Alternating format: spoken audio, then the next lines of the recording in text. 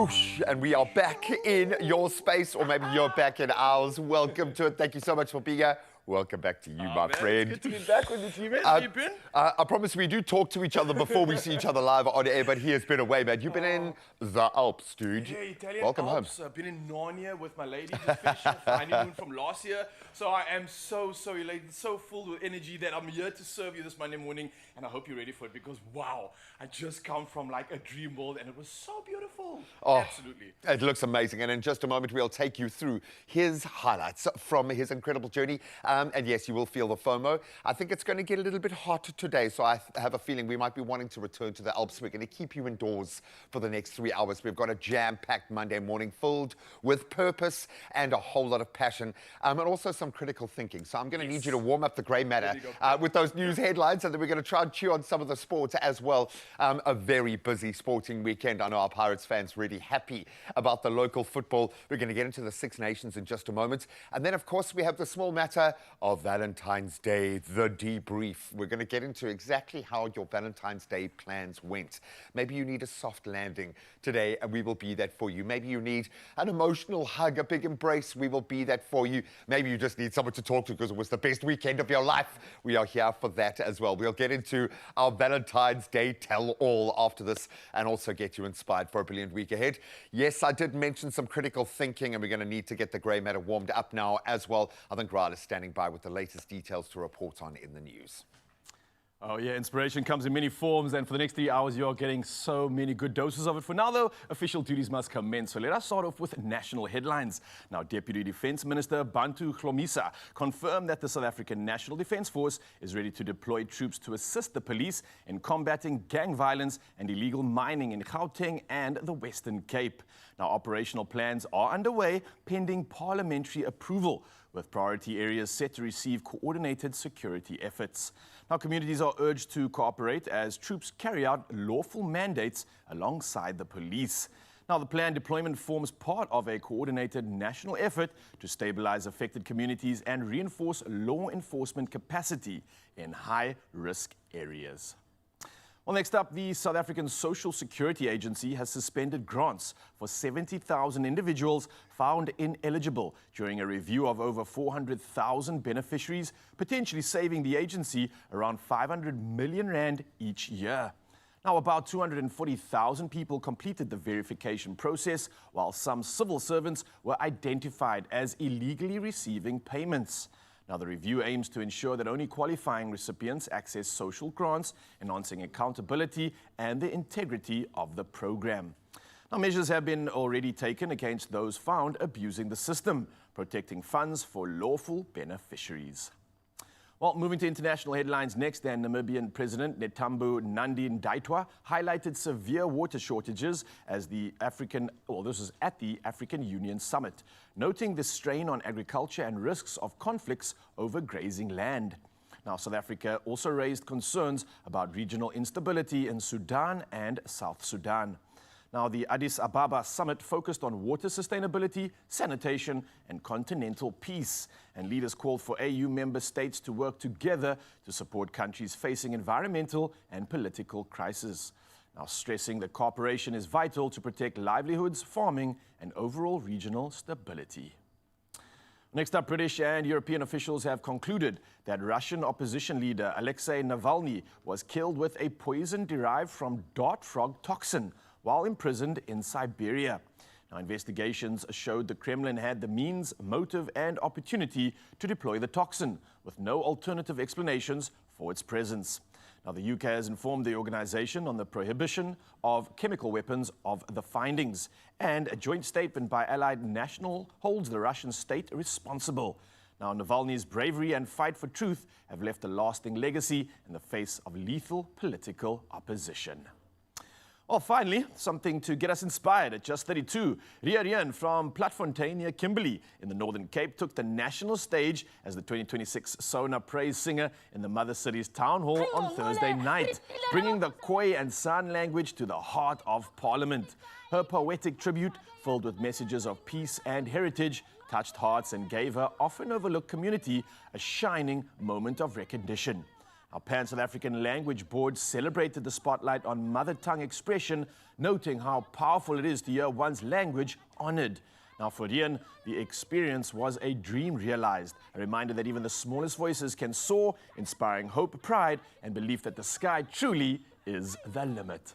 Absolute beautiful stuff, and we'll carry on with the headlines because G-Man's got the latest of the weekend and all things sport. Let's roll it.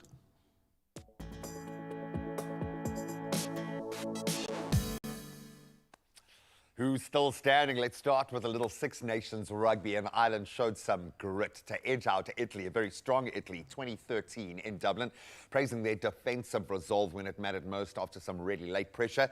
Then Scotland looked incredible. They reignited their campaign with a famous 31-20 Calcutta Cup win over England at Murrayfield. And that while France, they certainly underlined their Grand Slam credentials, demolishing Wales, a hapless Wales, let's call it 54-12 in Cardiff. Adrian Enley stepped in to help unpack it all. What does it all mean? We'll find out in just a moment. What does this mean in cricket? Our ladies are the best, and I think we knew it. The women in our Proteas camp have clinched the T20 International Series with a 6-wicket win over Pakistan. That was in their range-shortened match in Benoni yesterday. So captain Laura Volvaert top scored with an unbeaten 40 as the hosts chased down 114 overs, with a third and final match taking place in Benoni on Monday. Still a little bit of beef in it. Go and check it out. These are the two best teams in the world, arguably, right now. Now we get into the men's side of that draw. The Proteas, of course, in World Cup action, and they booked a Super 8 spot. That was after crushing New Zealand by 7 wickets in Ahmedabad. The Proteas chasing 175 with ease in the end, with captain Aidan Markram blasting an unbeaten 86 off 44 balls. Also really impressive in the field. And then Marco Janssen with ball in hand, 4 for 40. Oh man, he had them reaching. The Proteas' final group match is up against the UAE on Wednesday, but we are through. Well done, lads. Now, I mentioned Orlando Pirates having a great weekend. Thank you, Brian, for the reminder. Local football looking good. Opened a 6-point premiership lead, the Buccaneers, with a commanding 3-0 win over the Marumo Gallants. Then Sekokune United, they moved third after Lexlona Nolo Mojela's brace. That secured a 2-0 victory against Orbit College, while Polokwane City and Sibalele, they played out to a goalless draw. And wherever your allegiances lie, let us know, man, how you're feeling after the sporting weekend. If you'd like to weigh in on the Six Nations, please do. As I said, Adrian stepping in a moment. Right now, I have a feeling we're going to be cooking a little bit later today. Let's get the weather.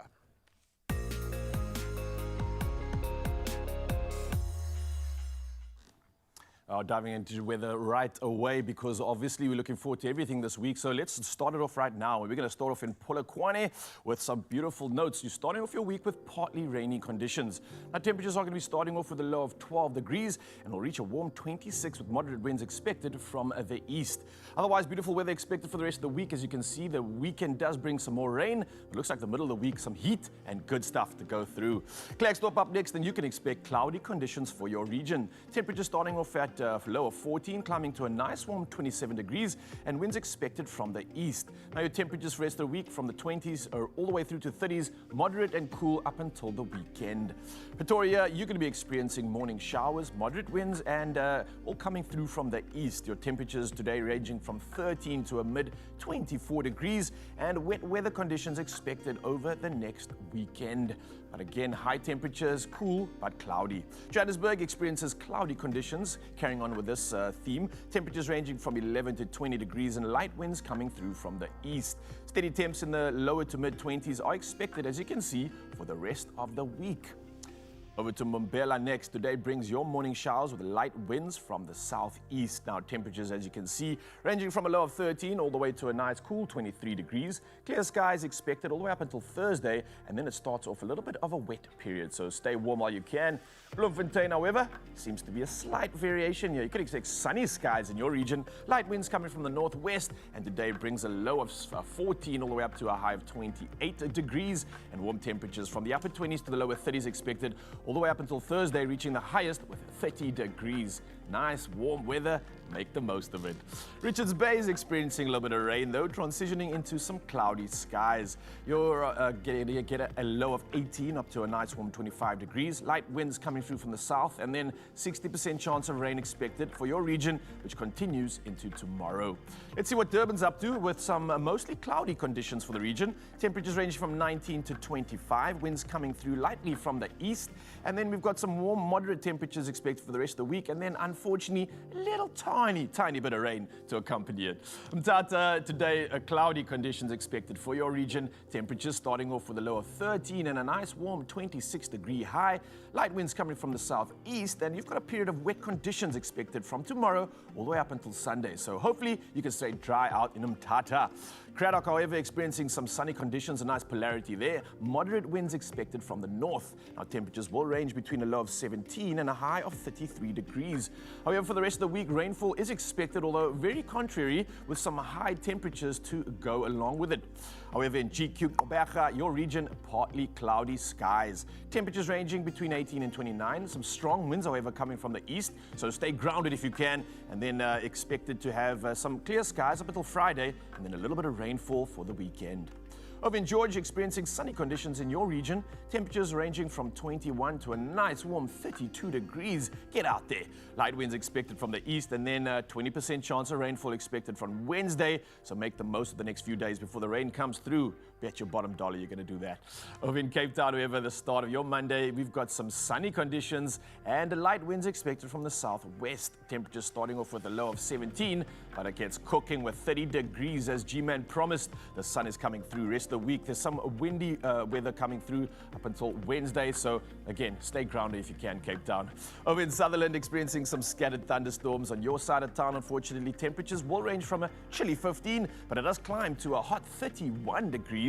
Light winds from the northwest, and your week is dominated with rainfall. Temperatures ranging from 20 to the high 30s, but stay dry if you can out in Sutherland as we move over to Kimberley, where today you'll bring your region. It looks like sunny skies for the most part, 16 up to 30 degrees being your high. Light winds coming through from the northwest, and it looks like pleasant temperatures forecasted for the rest of the week. So ending off with some rainfall, but if you're looking for a good week, Kimberley is where it's at. Last but not least, Uppington today, conditions accompanied with some heat. You've got light winds coming through from the west. 19 is your minimum starting off, and then moving to a scorching 33 degrees. And then, of course, for the rest of the week, definitely going to be some high temperatures in the high 30s all the way up until Sunday, where they bring some rain. But wow, these are the rest of the temperature patterns and the patterns of the weather that you can experience in South Africa for the rest of it. But let's get this morning elevated. Of course, it's our sunrise view of the hour. We're going to start off this week fresh with Chloe Langeveld, all the way from Kimberley, coming through with a banger. That's what I call this one. Before the sun even rises, she's taken advantage. The early bird has caught the worm. Chloe, congratulations. You've got a beautiful sunrise view. We're loving these pictures, loving the drama of the clouds and the color, and we're reminding you, Mzansi, to bring it to us once again in the next hour. Kimberley, you've got 30 degrees of weather, so enjoy that. And a reminder, the number is 063-036-9649. We just love seeing how you wake up. We love seeing your sunrise view. Doesn't matter if it's South Africa or the rest of the world. Bring it on, because it's the inspiration that we need. Okay, there's a whole lot of love and cheer going on there. And maybe you're still smoldering after your Valentine's Day weekend.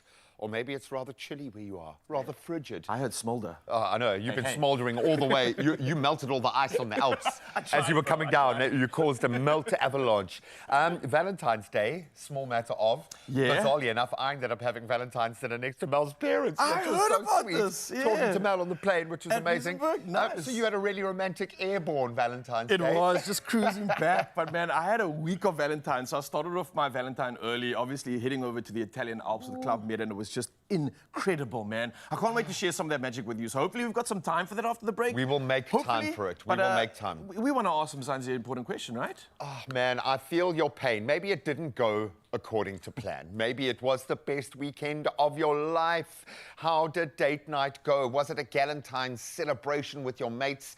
Were you just feeling rather lonely, eating ice cream alone and chunking on the couch? Maybe it was the best solo Valentine's you've ever experienced, and you realized you don't need anybody Ooh, else. I like the sound of that. Eh? Listen, no matter what it is, we love love. So whatever form you shared it and celebrated it this weekend, we want to know from you. So come through, share the story with us. Let us know via voice notes, pictures, it doesn't matter, but the number's 063 036 9649. Don't forget the hashtag Expresso Show, and don't forget, I want lots of love in this one, all right? Lots of it. It's a because we safe love love. place. Yeah, it is. It's a safe place. And if you want to cry, you can cry for the next 3 hours. No, hopefully no crying, because we're going to get into the Six Nations, of course, not overly emotionally invested in it, so we might be safe, but some great results. Adrian Indley steps in to help us chew on that. And I think we're making a protein in protein on protein My wrap. kind of Just for Monday, you, G, dude. man. Yeah, bring on the protein, bring on the gains, and bring on the good stuff straight after this.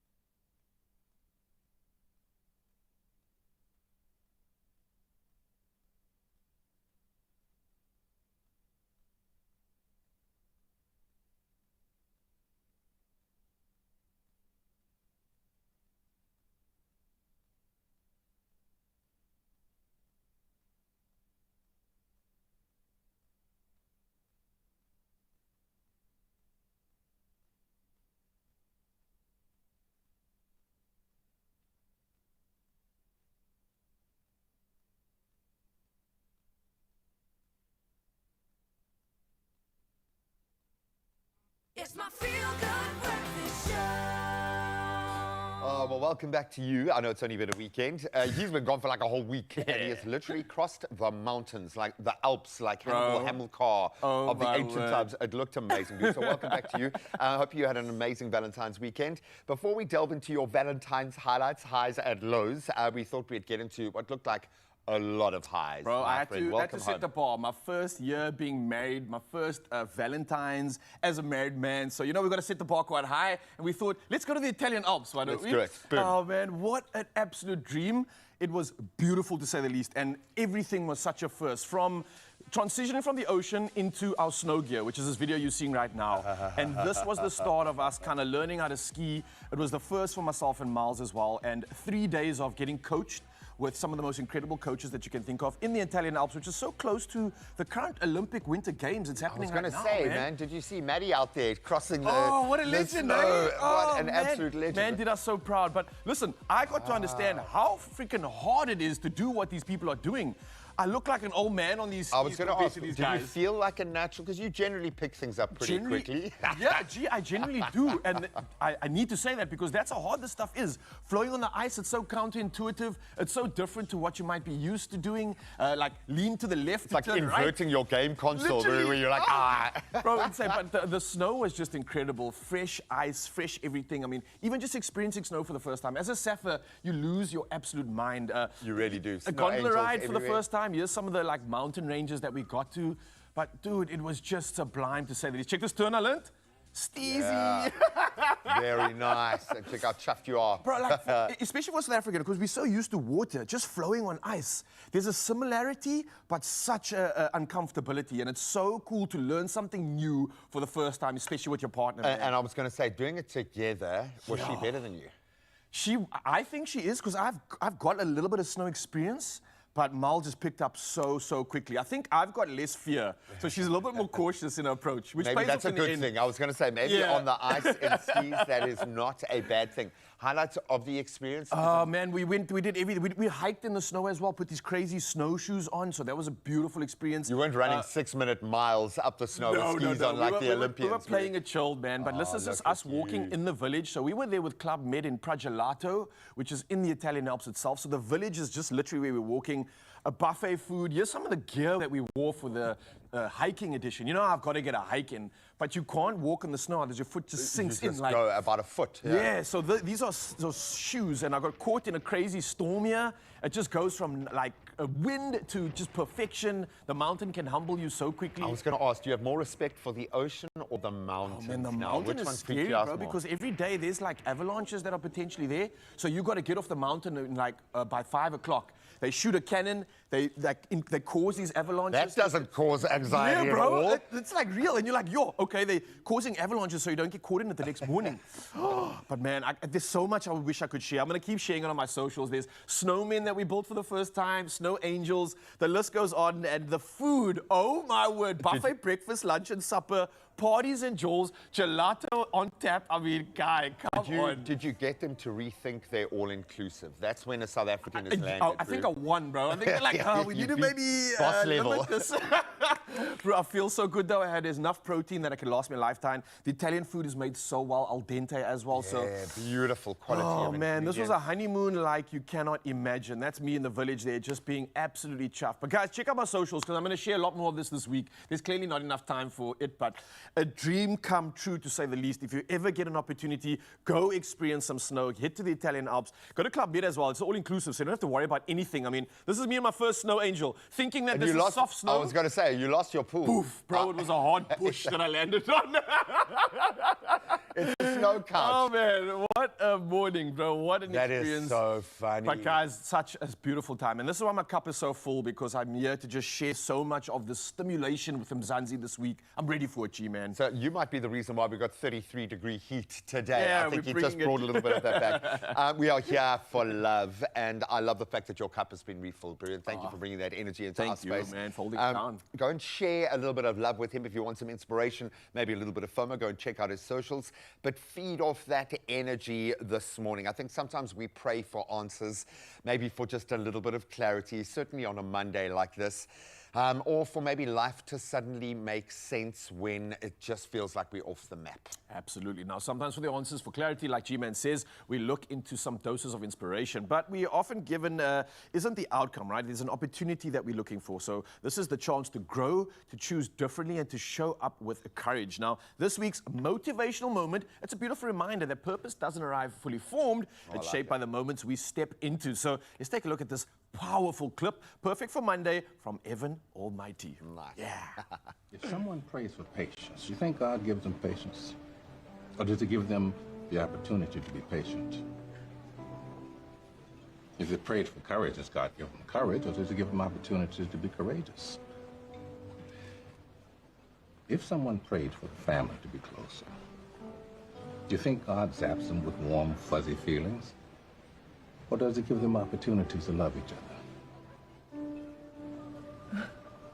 Well, I gotta run. A lot of people to serve. Enjoy.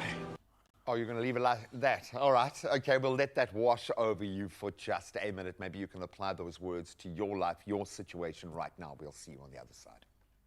Only you can make my day.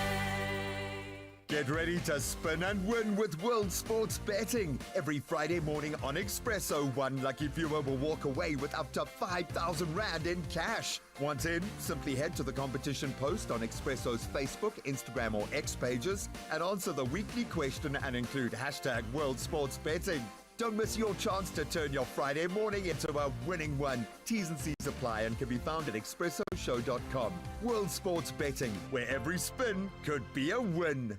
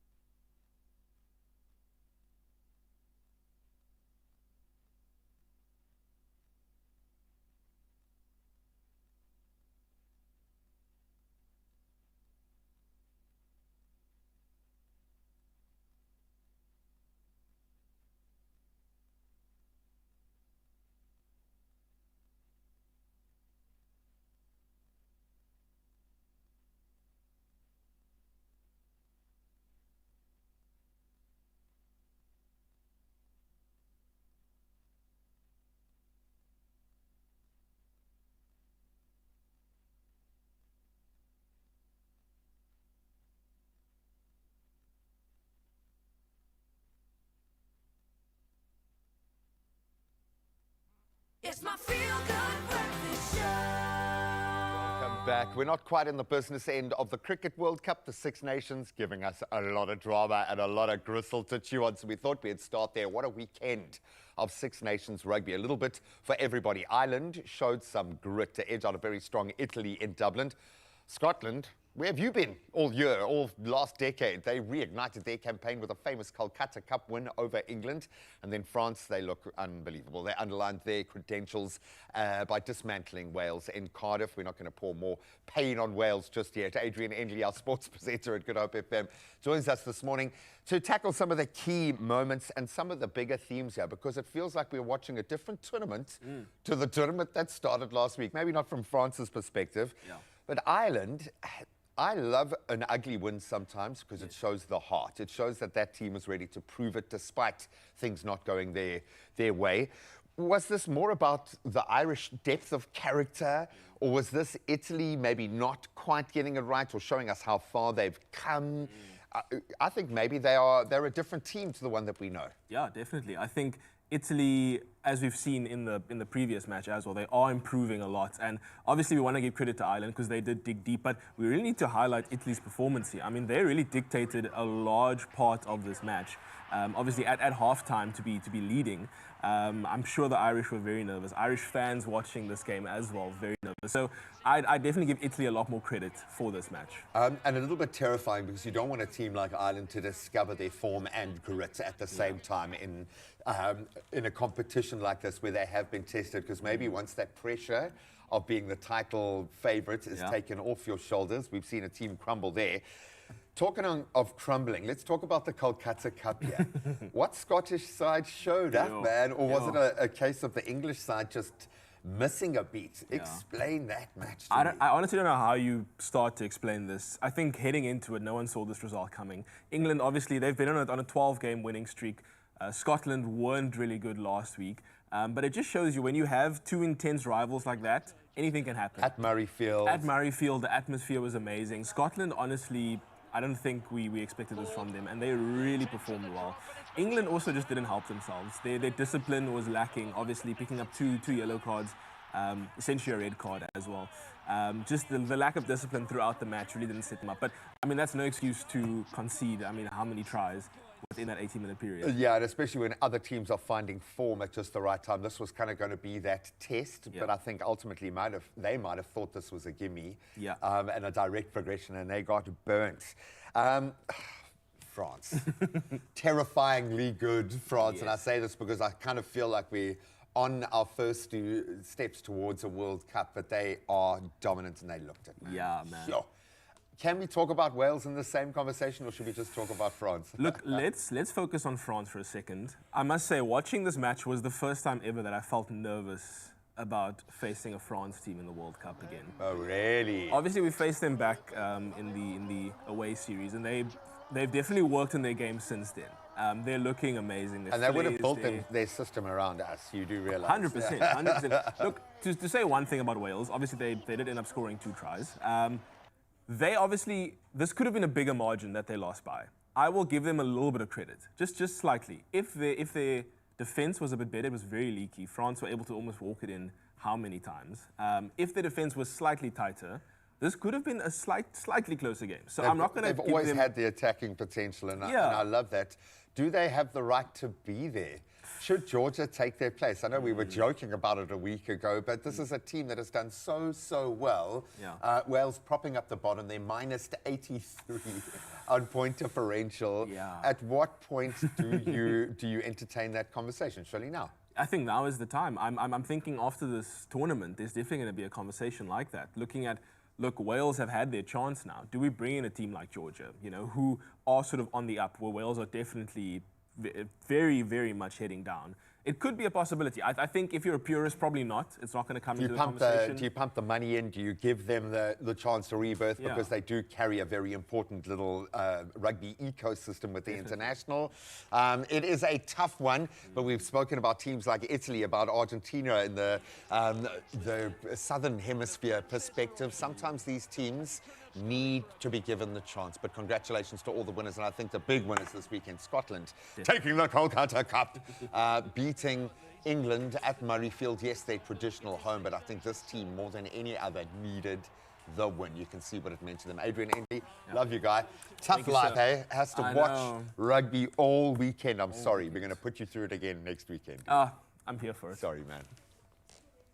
Adrian, man, absolutely appreciate you, brother. Getting us so psyched and pumped with all this sport talk that my body's craving something. And so whenever I work out, whenever we get into the movement side of things, you're always craving something good, right? And I think even after a workout, especially seeing that it's Monday, you're going to get that workout in, your body's going to be craving some nourishment and satisfaction. Now, that's where these protein-wrapped muffins, 2 ways, come in. And that's one is savory egg and spinach for a veggie pack bite. And then we've got a sweet blueberry protein for a fruity boost. So we've got options here, and they're perfect for meal prep, meaning you can make a batch ahead of time and enjoy them hot or cold. So, gee, man, you got to get in here and get involved in this one. Going on, dude? Look what we're about to make, bro. What is going on? I speak about the 3 Ps all the time, okay? What's that? Vitally important. Protein. Yes. Protein. Yes. And protein. okay? The essentials. This is very exciting to me, dude. No, I like the know. flavors going on here, but I like kind of treating protein as a meal every once in a while, where it's not just nutrition, but you can actually have a little bit of fun and build a flavor profile as well. Welcome to our world. Welcome to the world of protein with the boys. And we're doing these two ways, right? So Okay. we're going to do like a sweet version and a savory version like you've heard. Perfect. What we're going to start off with is our protein. Can I beat and eggs? egg as well as cottage cheese. Now, you know how good cottage cheese is. It's a good source Great of protein. protein, yeah. Some good calcium in there as well and minerals. And then eggs, it's a superfood. If you don't know, now you know. Get your eggs in. Can't you see? You know? So essentially, G, what you're going to try to do is mix. Am I mixing that in? Mix the cottage cheese with the egg now, and then we're going to sprinkle in a little bit of salt too. Okay. And that's going to kind of give us our protein base. We are going to be adding a few things to that in the meantime.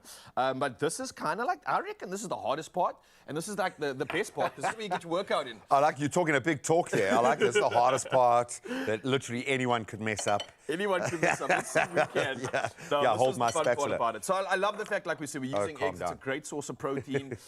Good minerals in there you as well. go. Don't just use the egg white. A lot of the nutrition is in the yolk as well. So make sure you get some of that in. It's a good fat. And it's been kind of cleared now. I think we've It's gone over the whole thing of verified. the egg cholesterol It's kind been of taken negative off relationship. like the bad cholesterol list as well. Officially, I think that's been done by the WHO. Whoever follows them, cool for you. But, what's Got to be careful about anything globally at the moment, dude. Let me just be cautious here.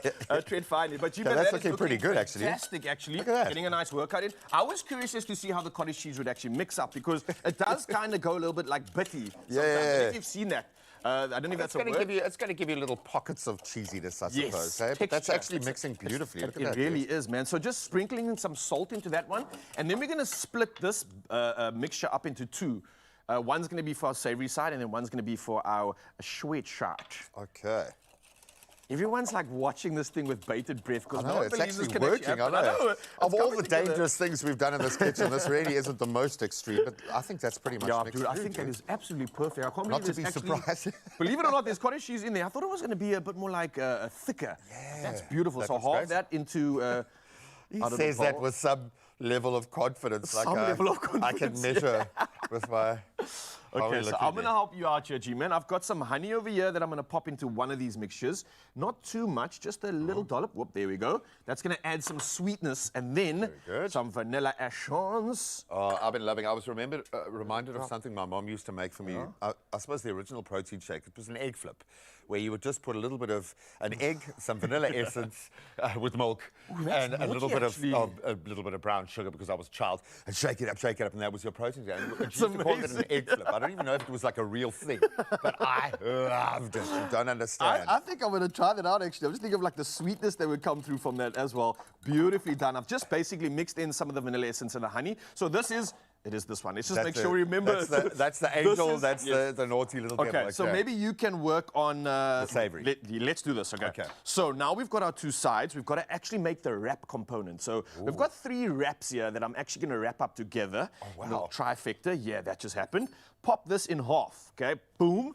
Now the one half is our sweet side. The other half is our savory side. And depending on your dish or your Your tray, ramekin size, your yeah. muffin, whatever, you want to cut it up accordingly. So I've got 3 sides for the sweet, 3 sides for the savory. So I'll cut this into 3 sections. One and Look at us doing all this intuitive math this know, morning, bro. hey? Yeah, proper Measuring Monday. volume. Check this. Okay, so I've got the 3 wraps in there. Pop that straight in. It kind of just like opens up. That looks very Valentine Daisy, but Does, this eh? could have been a protein rose for your morning. That's really cute. Yeah, or dude. like a cinnamon vibe, and the directors are definitely going to love that one. So there we've got it, okay? So that's my savory side, then I've got my sweet side. Oh, it doesn't matter which side. as That's long your as you know. low-carb version. You can get different portions according to your macro content. Dude, I and know this voila. is not the word you were looking for, but this is really cute, dude. That's a little It is protein actually. breakfast. They're This like, is really they're like cute. pastry roses almost, eh? Yeah. All right, G-Man. So on the one side, what was this Okay, again? that was sweet. Okay, thank you. I So think- a sweet side, I'm going to pop a little bit of this mixture in now. Get that to just kind of ooze all around. And again, Mzansi, you can scan the QR code right now if you want to find out how to put all these incredible steps together. But sweet side done, boom.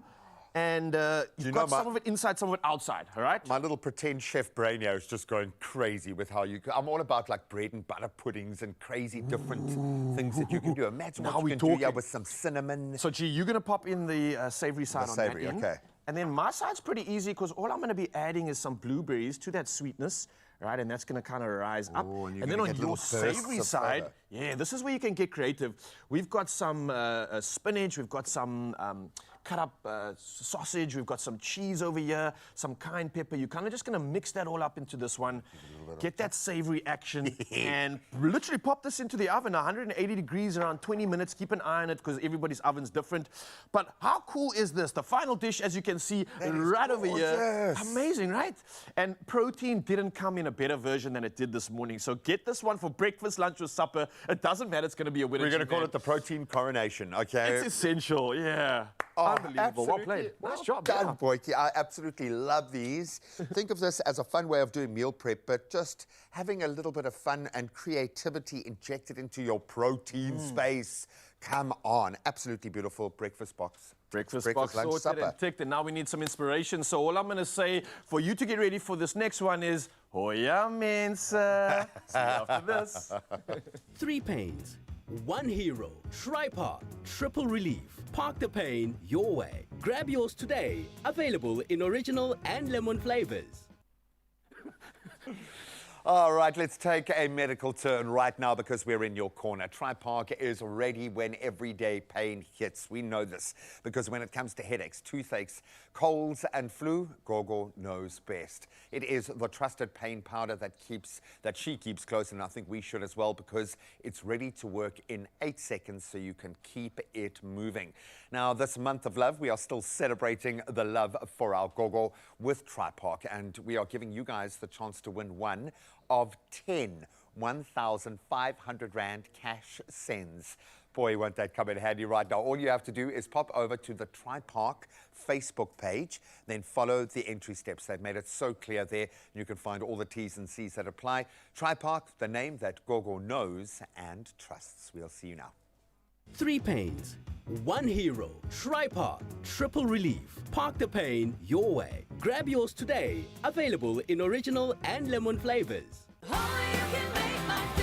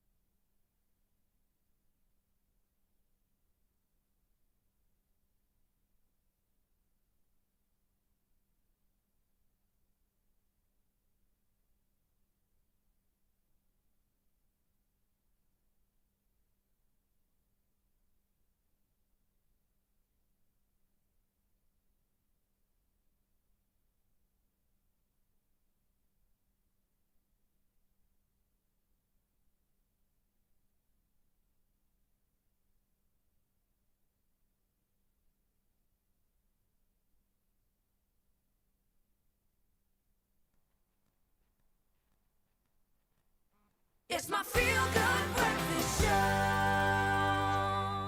Hey, Mzansi, welcome back as you Feel Good Breakfast Show. Let me tell you, the next 2 doses of inspiration are going to make you feel so good. Today, we are spotlighting Intizar Kippie, a 21-year-old full-time content creator who's making serious waves online. Now, known for his fashion-forward looks on camera, charisma, and an inspiring message about consistency, creativity, and faith. Now, Intizar is proving that anything is possible when you back yourself. Now, what makes this journey even more remarkable is that he's building it side by side with his mom, who is also serving as his manager, or momager, we like to call it. But together they have spent nearly, I think, 6 years turning content creation into a thriving business, running 2 ventures and constantly exploring new opportunities. So I think officially, let's make this a big one. Let's give them a feel-good welcome for Intizar Kippie and momager Insha Colby. Wow, Mensa, good morning. Morning. Oh, this is really happening, That eh? is happening, that's happening. I've seen you online. Can you give us the... Oh yeah, Expresso. Thank you so much for joining us. You guys are an absolute piece. You like doses of inspiration for the Mensa, for the culture, for so many people that I hear talking about you, and you've done something so special. I want to congratulate you on your new place, on your new house. This is huge for people from our culture. We don't speak about this. We praise getting new Jordans, getting a new car. You broke paradigms there. You're breaking boundaries culturally. You got a house. How does this feel? This is incredible. Eh? I think we are truly blessed. Yeah? Blessed is the word, alhamdulillah. Like, there's no words to even describe it, you know what I'm trying to say. I think it's just up from here. Yeah. Up from here, Mom? Something that we prayed for, so it's even more amazing watching what we prayed for. We have it now. So let's take it back to the beginning. I mean, 6 years ago, things were very different. You guys are looking very different to the way you do now. Different. Plans were different as well. What was the reason for you wanting to do this? And did you ever think that it would bring you onto national TV, onto platforms where you are inspiring your community, your country? Big question. No, never. Like, I don't think we ever thought we would get this big. Yeah? You know what I'm trying to say? At first, it was just like, I want to make videos, and my mom was like, no, you're posting about everything. You know what I'm trying to say? And I was like, I'm still going to post, you know? At first, she wasn't a big fan of it. But don't you think that's like valid though? I mean, No, mom's definitely. looking out for you. Definitely. Mom knows about all the risks in the world. Mom's like, you can't make yourself so vulnerable. Yes, You're yes, exposing us. yes. And probably practically recording everything. Yeah. Yeah. And listen, when I grew up, my mother always was like, oh, when the stilter in the sky, Yeah, like, yes, don't yes, show off everything. You're Yes, gonna make true. yourself vulnerable. So going against the norm here, right? Yeah. No, definitely. Definitely. But obviously there was a reason for this, because I think in this day and age, people are, for some reason, craving authenticity. What do you think is the reason behind the success of this all? Why are people resonating with your content so much? Why are people celebrating it and celebrating these moments with you? All the drops, all the incredible moments that you're Yeah. sharing? I do think, number one, all praises to Allah. Like, I couldn't have gotten here without my God. Like, all praises to Him. And I do think consistency and me just being real. You know what I'm trying to say? Being real, doing things in real time. I don't wait till, like, tomorrow to post things. Like, everything that's happening today, everyone, they will see it today. You know what I'm trying to say? There's that, and the lovely relationship that I have with my queen over here. Like, you know what I'm trying to say? Just showing them that anything is possible if you put your mind to it. You know what I'm trying to say? It really is, man. And I love how you are always putting your queen up. And this relationship that you have is so interesting to me, because you should never mix business and pleasure. Oh, no, Yes. Never. definitely. So how have you gotten it right, especially with a mom-son relationship? It's quite intense. It can get quite intimidating. I know from my culture as well, there's a lot that can happen in that process. How have you gotten it so right? Mom? We have our ups and downs. Yeah? Don't be fooled by that. There's days that I have to remind him, listen, I'm your I'm still mother. your mother. Yes. Yes. But we make it work. Yeah, we we have argue to. now and then we dust ourselves up and We have work to do, you know what I'm trying to say? How do you get through that, though? Because for that moment specifically, I mean, we can all relate to some interesting sort of conversations or challenges or butting heads with our parents, not necessarily agreeing. How do you actually overcome that and still find love at the end of the day? I think it's like speak it out in the moment. If Okay. you have something, do things behind closed doors or anything. Just be like, oh, I'm so sorry for doing this. Let's try to move forward. You get what I'm trying to say? Or we'll be angry for the moment, but then we just need to realize that we can't be angry for long because this is my manager, so I need to speak work with her as well. So there's that. And yeah, literally. And that we got each other's backs no matter what. Yeah, that's a real family. I No love matter that. what noise we are outside, we got each other's backs. Now, you centered in love, centered in a beautiful family, but you mentioned also centered in faith and tradition, something that you kind of use to uphold your values. No, definitely. Why is this so important, and why do you choose to share this with the community as well? I feel like I said, everything happens because, like I said, because of Allah. Like, let's say at first, I wasn't much of a would say godly person, but as time went by, I prayed to God. This is something that I really wanted, and He showed me everything happens, but never in our time, but in His time. You know, always perfect which is time. always perfect time. You understand? So the fact that He shows me that, and no matter what, I can run to Him for anything. He got my back. You know what I'm trying to say?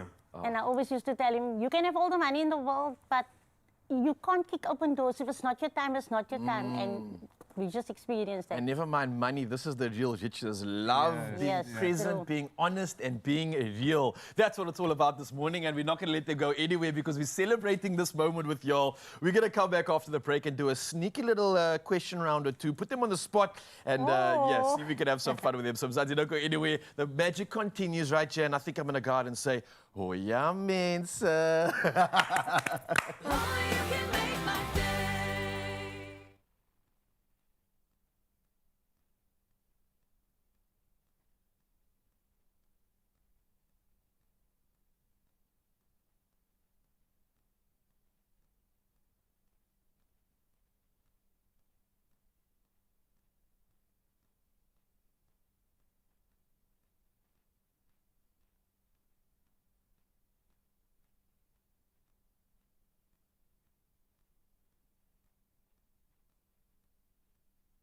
So make the most of this week if you can.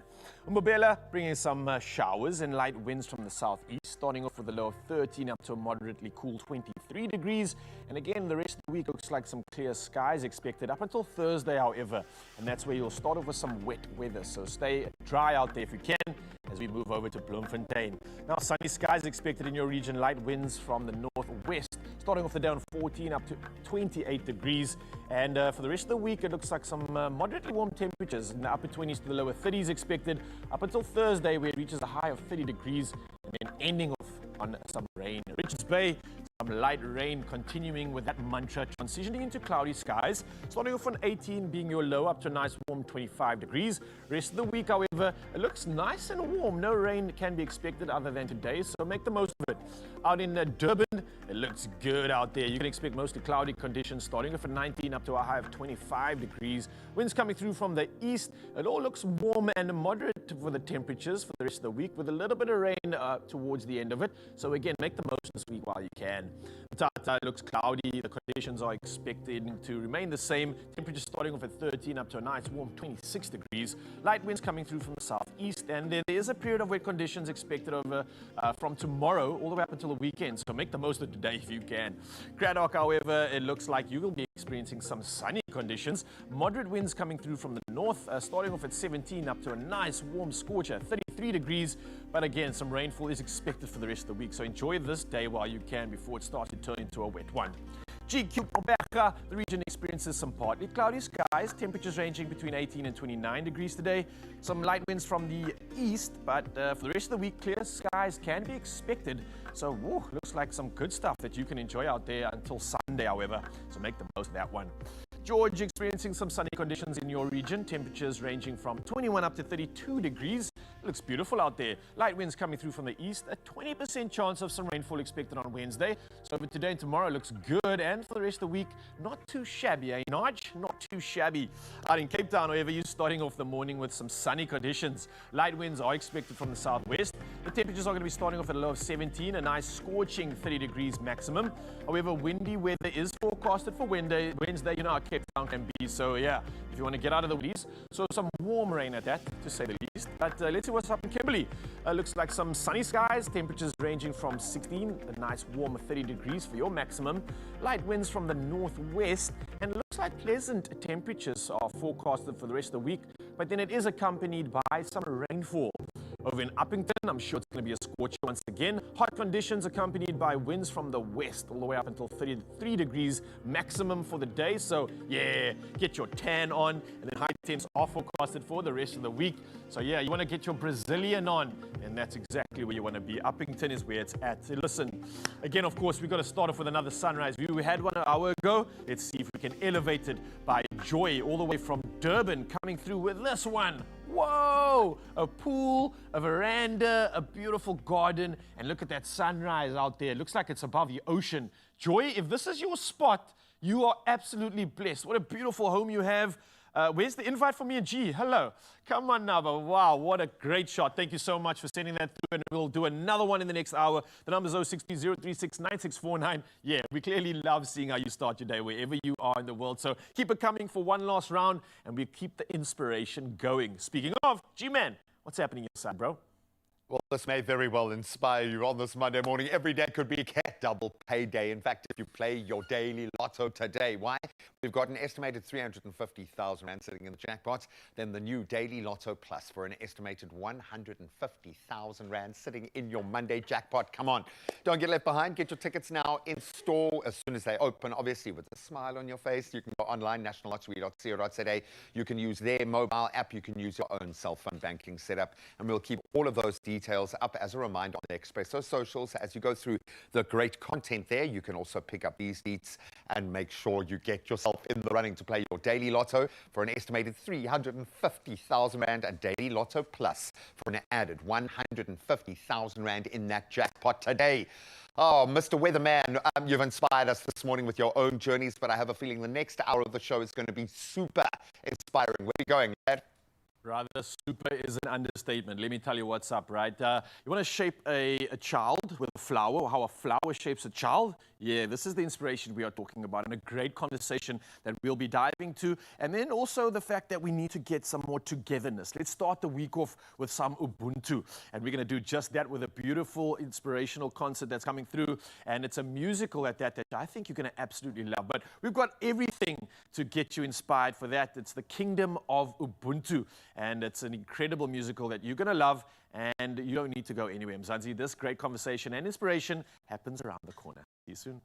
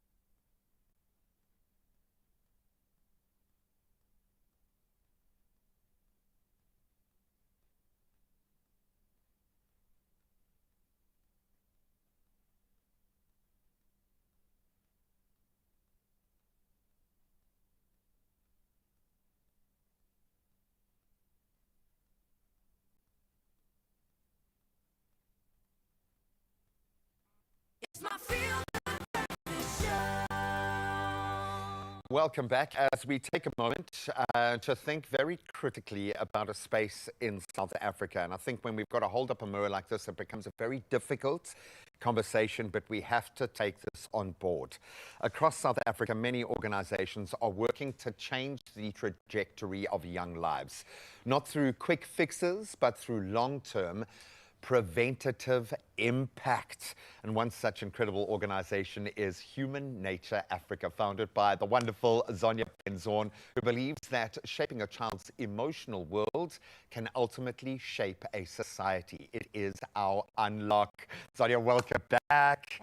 Thank you. I have a feeling this is probably going to trigger me in a number of ways, because we've got to go back 5 years. That's it. To the That's cold it. face of COVID, to the insanity of that time, where I kind of, so first of all, how are you? I'm in these great. crazy times? I'm great. I'm wonderful. I'm in the space where I know I'm meant to be, so I am fantastic. I just want to Exactly. get this done. It kind of felt like, you know, and I'll use one of the statistics, 141 babies a day to girls under the age of 19. Yeah. Then, and some as young as 10.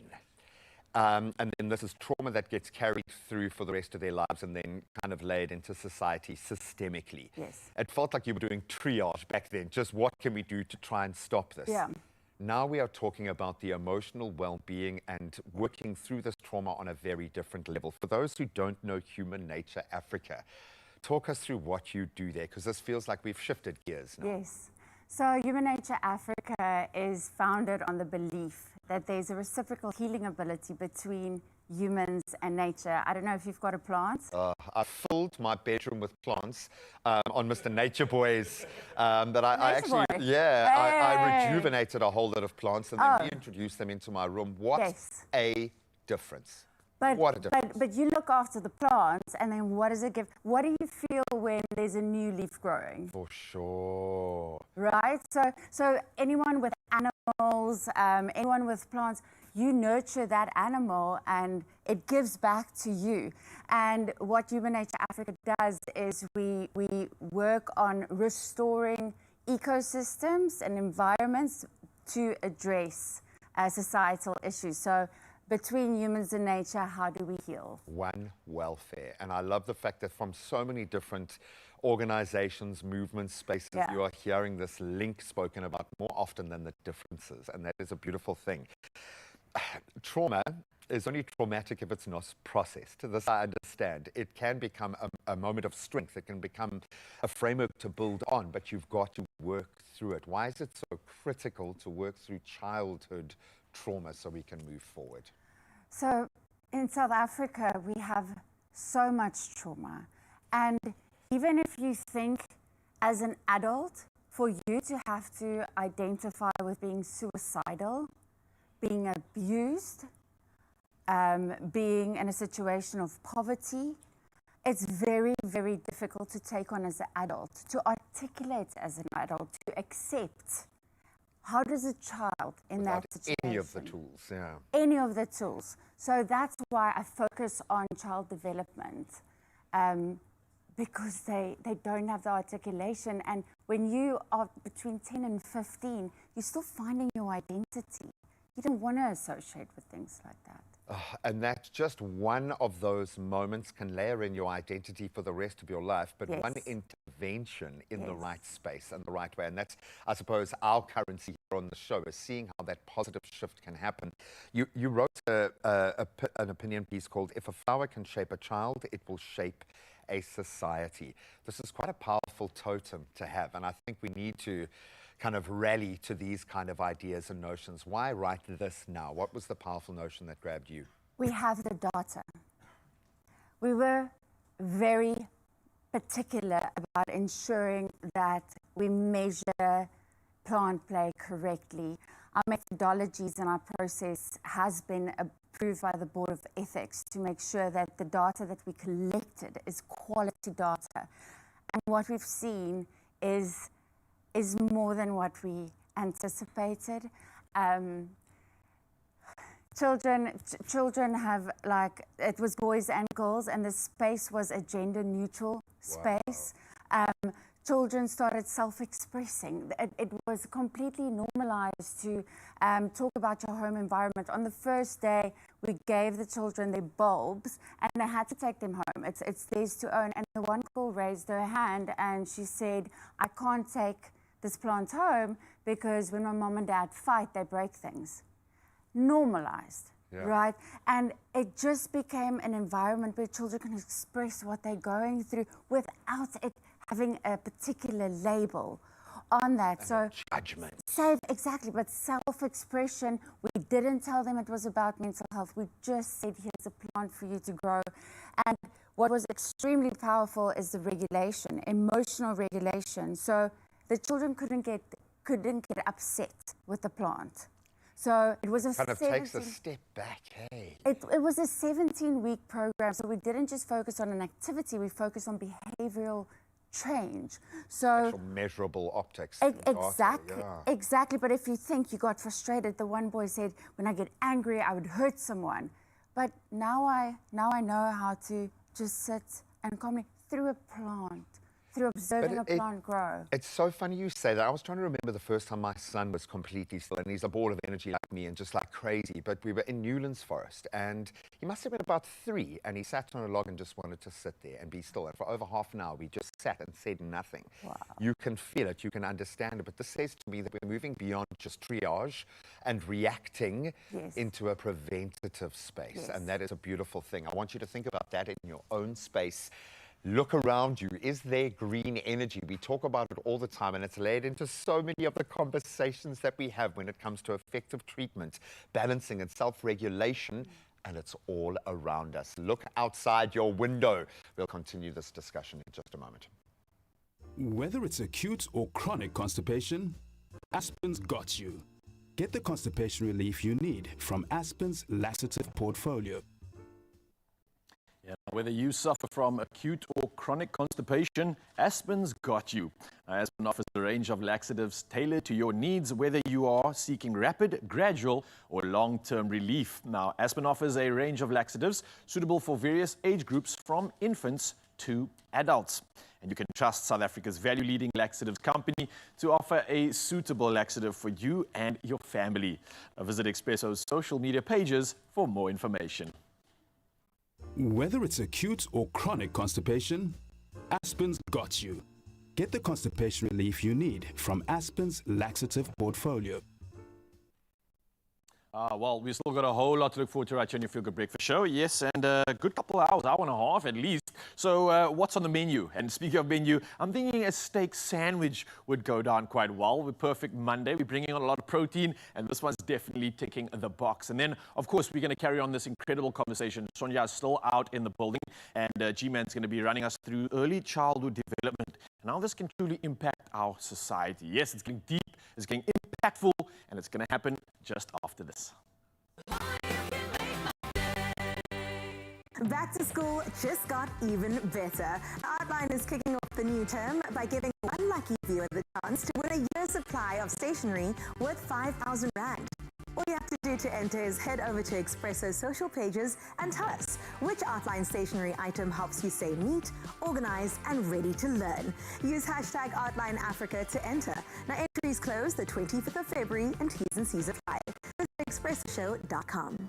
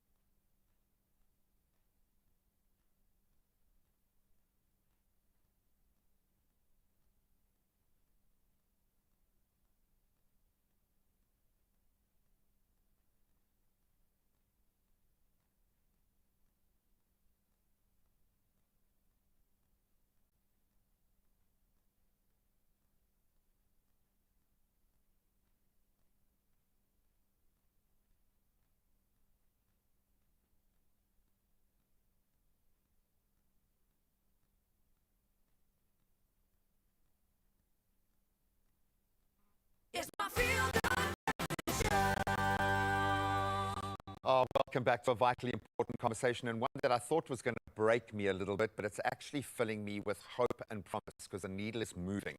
A little bit earlier, we spoke to the amazing Zonja Penshorn, founder and CEO of Human Nature Africa, who recently published a rather thought-provoking article titled, "If a flower can shape a child, it will shape a society," shedding light on how early emotional development and simple acts of care could play a very powerful role in preventing violence and shaping healthy communities. Stop the cycle. Stop the cycle. And often it just takes one moment of healing. I spent some time in a beautiful equine human healing space and just looked at how much healing goes on between the animal, and we get it. Every time we engage with nature, we get it.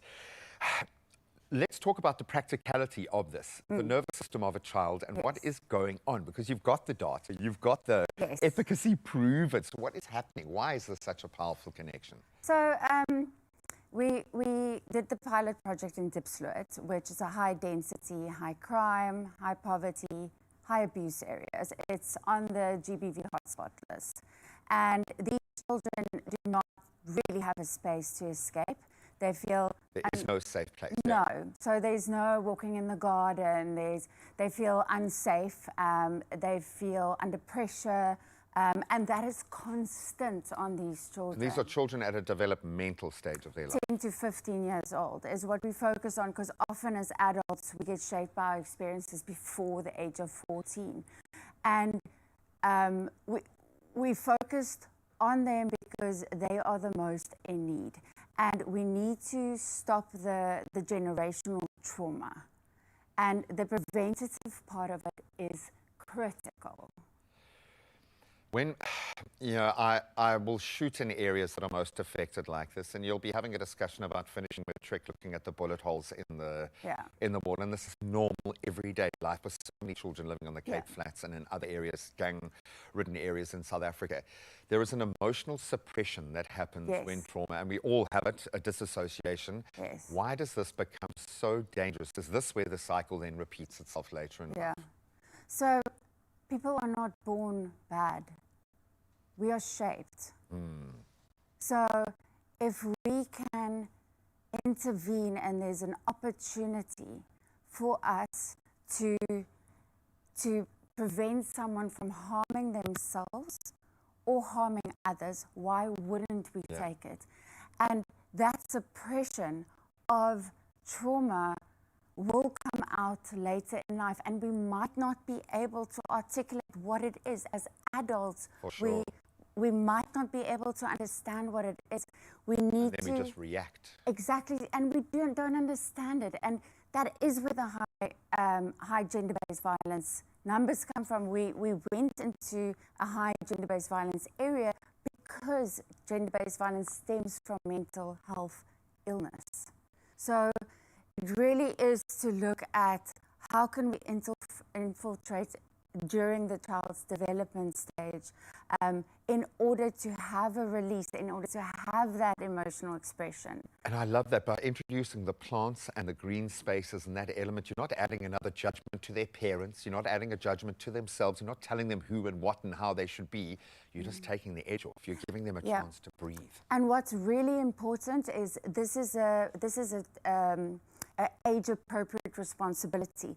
No one is dependent on or no one's survival is dependent on that plant. It doesn't have to contribute to food security. It doesn't have to contribute to the financial well-being. It was just an opportunity for this child to grow this plant and play. Plant, play. And do you reckon they have any other opportunities like that in their lives? How many safe places or places to breathe and just be a child are left for South African children? Well, I think just the ownership of the plant makes a big difference. It's a difference of having an environment where there's trees or grass versus nurturing something of your own.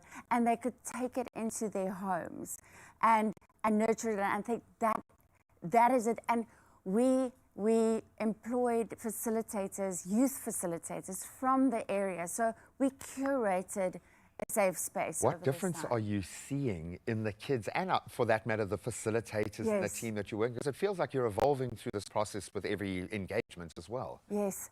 A significant shift in just expression. The children and facilitators themselves were not hesitant in expressing themselves. The plant was really a segue for them to speak about their feelings. We gave them books to write in every week where they can write about their story, about them and their plant. Again, they were playing, but they had something for themselves. You've opened up another dimension to their existence, and I'm thinking this is limitless potential here. They can take this because it's theirs. It speaks to what they can dream of, what they wish for, what they hope for. How does this look collectively? What do we need to do to feed this kind of system? Because it speaks to very much one-on-one, but I kind of feel like we've reached a point where we can put more muscle behind this on scale. What do you need from the collective? I think we've reached a critical state now. Enough is enough. Yeah. Like we've just had SONA, and I won't get political, but we need to look at prevention. And you have children. What does the world look like for your child in 5 or 10 years? Exactly. What does it look like when you call up statistics about crime, about abuse? What society are we going to live in 5 to 10 years? And we have to take a preventative approach. So we will always be in partnership with the Department of Basic Education, the Department of Health. We have our beautiful implementation partner, REPSI, that's the Regional Psychosocial Institution for Africa. And then we have our eco-experts who are Stodels. And it's really important to have that collaborative. But we need big brand status. We need corporate South Africa to step up. It makes good business sense if you want to look at unemployment, education, inequality. One welfare. It's a gateway. That's it. It is a gateway, and we shift the needle. I talk about these terms all the time because we do need a collective push in the right direction. But when it comes to the nuance of dealing with each individual child, often feels like you're screaming into the wind. Not in this case. The shift is happening. The green spaces are working, but it's that sense of ownership and deep connection that a child can feel just to that plant that can change the game. Please go and visit humannature.africa.com. We're going to keep their details up for as long as we can. Just plant something. Take your child into green spaces. Maybe hold up a mirror to yourself and ask, what are you doing to foster this connection between human and nature, and most importantly, to look after our children because they are ours collectively. Love you, girl. Well done. We'll see you now.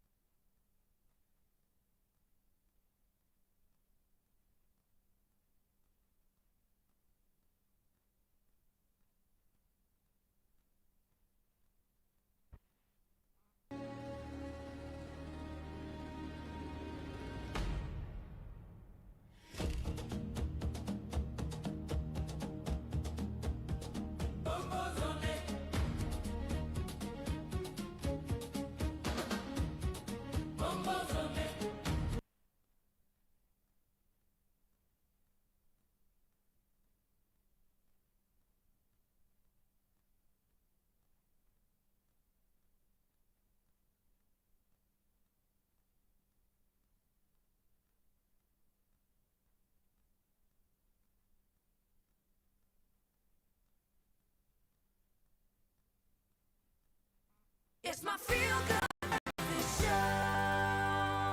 Hey, Mzansi, welcome back to your Feel Good Breakfast Show. And let me be honest with you, Monday's been feeling really good, especially with what we've had and what we are about to get into. And especially as the world faces deepening division and, let's be honest, uncertainty.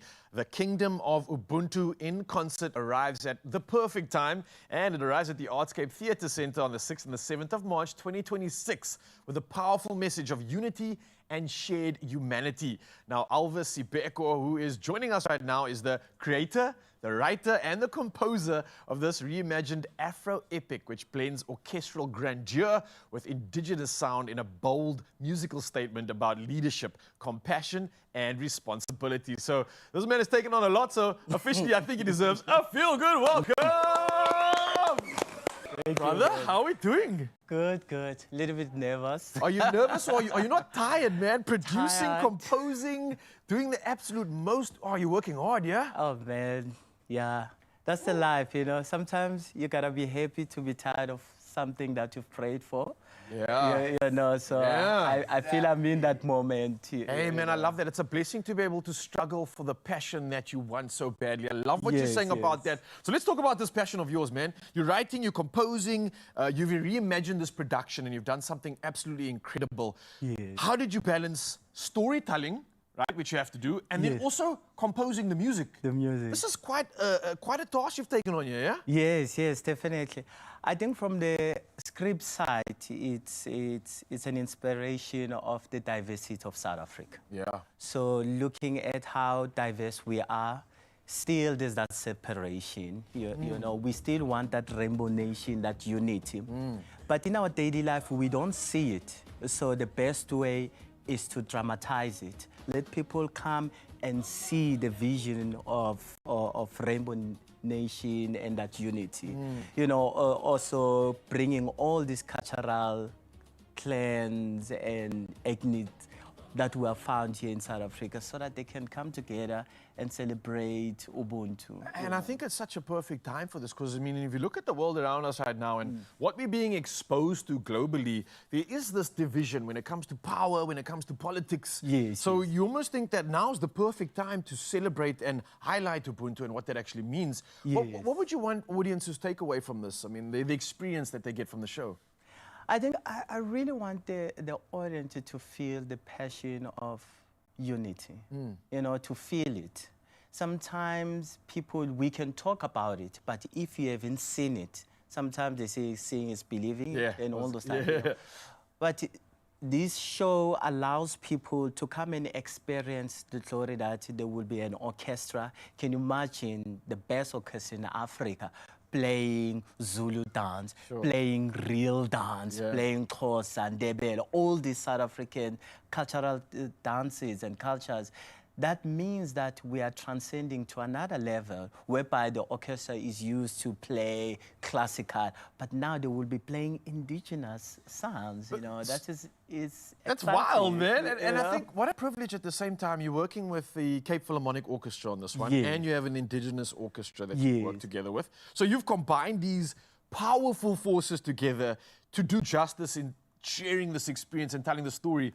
Quite a challenge. I mean, working with one already is quite intimidating on its own. You've taken two, collaborated it. How was that experience? How was it merging these incredible artists together? It's difficult and challenging, but what is exciting is that all of them, they want to come together. Yeah. But on top of it, we've got Afri Arts Chorus, and they're like 40 choir choral.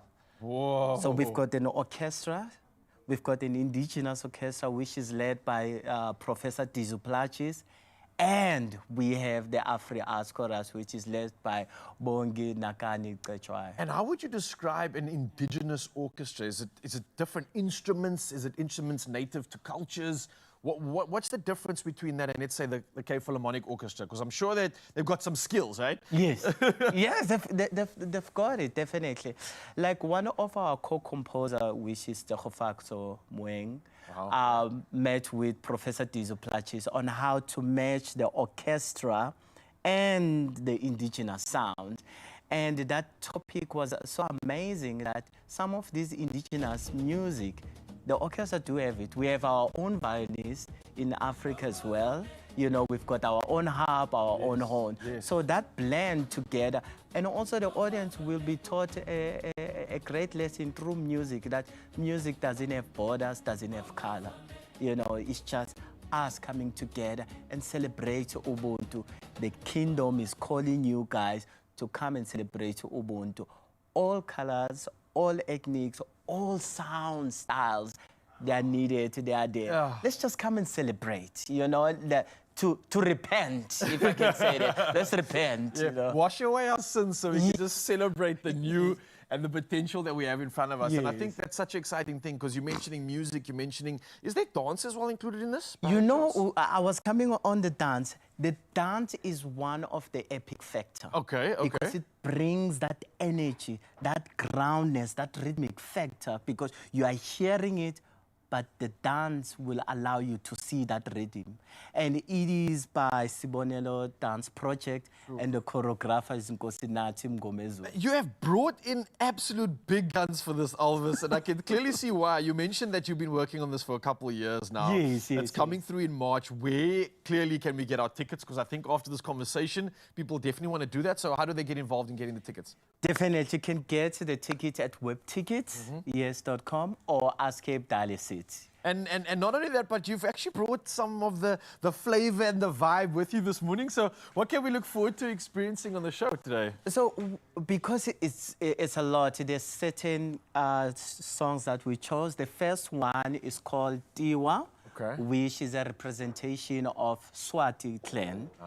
The second one is Ganzo, which is a representation of the Tsonga culture of South Africa. Oh man, listen, I just think for Mzansi right now, let's get him embraced for what's about to come, because if you don't know how to feel, then you're going to feel right now after experiencing this. And Alvis has brought through the Kingdom of Ubuntu, the musical. You can get your tickets, and if you don't know why, we're going to show you exactly why. They're going to come through with a beautiful performance in just a bit, so brace yourselves.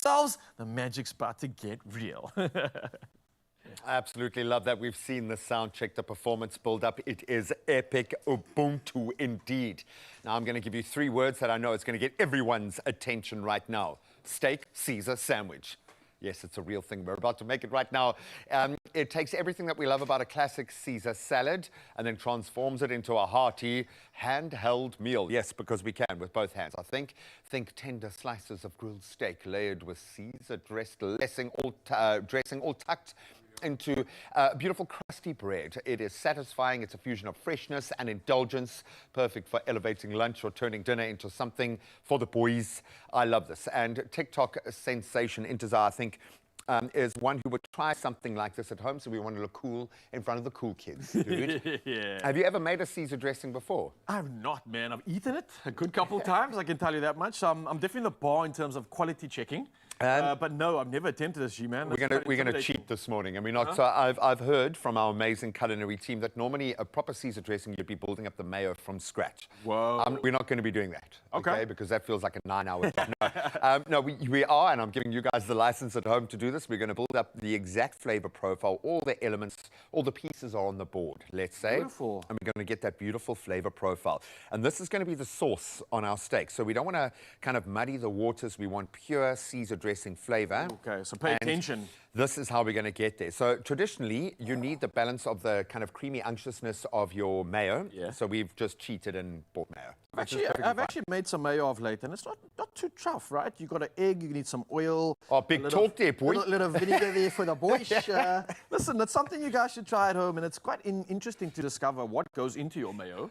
As the guy who only serves tuna and mayo at his house, it stands to reason that you would make your own mayo. Okay. There's some crackers involved now. I'm sorry, that was his bachelor's and he's never going to live it down. I'm funny sorry. one, yeah, man. I moved a long way from just serving tuna and crackers. But I don't think I've come back from your bachelor's yet, so it's all right, bro. It's all right. Okay, so the mayo's in there. We've got then some Dijon mustard. Ooh. I always feel like we should add the lemon last to something like this, like it's going to split everything. Do something, but I don't know. It does. I'm no scientist. Is this cheese, bro? Parmesan. Whoa. The stinkier, the better. Nice. So this is going to give it some body, yeah? Yeah, and this is where you're going to get the funkiness. This is where that beautiful umami is just going to go to another level. Then we have got lemon zest. Ooh. Okay, the mad science experiment. There's We've a got lot some of polarities in contrasts. flavor Yeah. profiles here, and contrast. We yeah? don't play. This is a Was that grown-up salad. Ginger, eh? garlic. I mean, Sorry, did that you was ever garlic. eat a Caesar salad as a kid? It's I don't- definitely I a don't- grown-up I salad. don't think so. No. Not that I It's can got remember. croutons. Mom, it's got crusty bread in it. I'm putting it back. So some Soy sauce. soy sauce going in there. And that's great because it's got the saltiness. And then you talk about salt in fish form. It is sardines. Sardines. Oh. This is where I think a lot of people tend to move away from a Caesar dressing is because of the fishiness of the fish. But it's the saltiness, and it packs such a punch. It must be worked into the sauce. That is key here. So normally in the sauce, they would literally crush it, or I know some guys would even blend it into the sauce. You're not getting chunks of sardine. What you're getting is one of the best proteins, I think, in the mix. Going keto. Bro, and good oils, right? You talk about omegas. This is exactly where you get it. Your fish, of course. Maybe squeeze a bit of that lemon in So there now just the to lemon, add the, now we the can, zing. so it doesn't part anything. Dude, I got to tell you, the smell coming out of this is insane. Funky, eh? You'd think that the fish might overpower it, or do you think the soy sauce might overpower it, or do you think the ginger might... Everything works. just settles and lands so well together and perfectly. I'm assuming a sprinkle of salt and peps. Do your thing, and then I like the way we've rounded it off with some potato crisps. So what we're going to do is we're going to kind of reverse the flow here a little bit. We don't want our lettuce to be too soggy, but I figure we want to mix the lettuce into our sauce so it's kind of everywhere. 'Cause Whoa, remember, that's different, bro. We're not putting butter or sauce. We've just toasted a nice chia butter. I think you want a sturdy So pop it in bread here? bun. Gotta Yeah, taste so this pop though, that bro. in, mix it through, and then we will place it on the top. So I'm going to start. I just had a little taste of Yummy. this. Oh, dude, it's wild. It's got like an earthiness to it as well. So the balance for me is what's really, really coming through. I thought it's going to like pop and blow up the taste buds. Nah, this is a Look, beautiful journey. it's a strong flavor profile, but it just works beautifully. Does, in man. unison. Oh. I love black pepper on tomato. I would also even put a little bit of olive oil on tomato. I would actually cut a tomato in half, bro, and just gooi like salt or like one of those. What's that? Remember that yellow? Yeah, that one. flavorful one that we I've been all there. loved. Now we're going to layer in our beautiful. We went with a sirloin here with a nice little bit of fatty. I like the fact that you didn't overdo that as well. Yeah, I mean, you Nice want this to be as prepared, medium juicy rare. and beautiful as possible. I mean, this Talk is about how protein you... this morning, dude. You're actually killing it. Did you just go... Yeah, I did do that. I'm so sorry. That wasn't meant for TV, but yeah, like I'm getting like excited. Dude, you know, I've been working out a lot this year, can trying to see, invest in the but- body. I know you have too, G. You're looking incredible, by the way. And I love think you, man. Thanks We've for got to be saying- honest about the fact that we're not getting enough protein in our diet. Guys, I told you we need this about week, like please. 1 gram to 2 grams of protein per kilogram of body weight. If you weigh like 100 kgs, you need to be having about 150 to 200 grams of protein to maintain your muscle mass and One to of grow these. muscle. So One of these. get will involved in do these just recipes, fine. guys. Scan that QR code right now and you'll see some incredible ways to get your protein boxes ticked. And Okay. this is another one. Not one little pieces. And then you just layer that on top Right, beautifully. man, let me do just that. I've left ours open because they only gave us 2 halves, and I thought it would be just. I a like little an bit open top, man. I Ah, do. Look at that. Should have used the spoon for this, but it's okay. No, man, you do you, boo. You just do you. I was just thinking, like, sometimes I know some people do like their steaks like well done. That okay. for me is cool, but it also makes it a little bit drier. So this sauce is really gonna bring back the moisture, bring back that ability to just have this melt in your mouth effect, you know? Completely, and I think the way we've stacked it here, you're kind of saving the rolls from getting all the juices from our beautiful slaw here. True. And a note to self, with the steak, even if you're going to do it quite well done, if you give it its time to rest, you will still have a beautiful Let it juicy settle, steak. yeah, you're right. man. Often chefs will trick you like that. And because, you know, like the chef often wants you to have the steak like he thinks it should be done. Yeah. And you'll be amazing how forgiving that resting period is. Are we going to get some This steak is here? incredible. Do we just do this? Yeah, let's just quiet. Are we gonna gooi? Do we go for this one or this one? I think let's go for this the one. man. Yeah, let's I go want for it this one. good. Make sure you get some Cheers, protein dude. in. Ching, Cheers, ching. bud. This is how men should be dining. Very, Cheers, very brother. romantic. I Very think I got manly. something on my shoe even.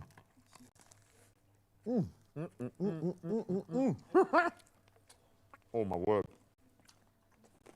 Oh. I got mail on my face. Got mail on the No, nose. you're good, bro. On your head. If you chow this and don't have food all over your face, you're doing it wrong. And let me talk about the flavor. That is a Caesar sauce like no other. I didn't know that that's what really is the proof in the pudding, but it just elevates this so well. Bro, this is good.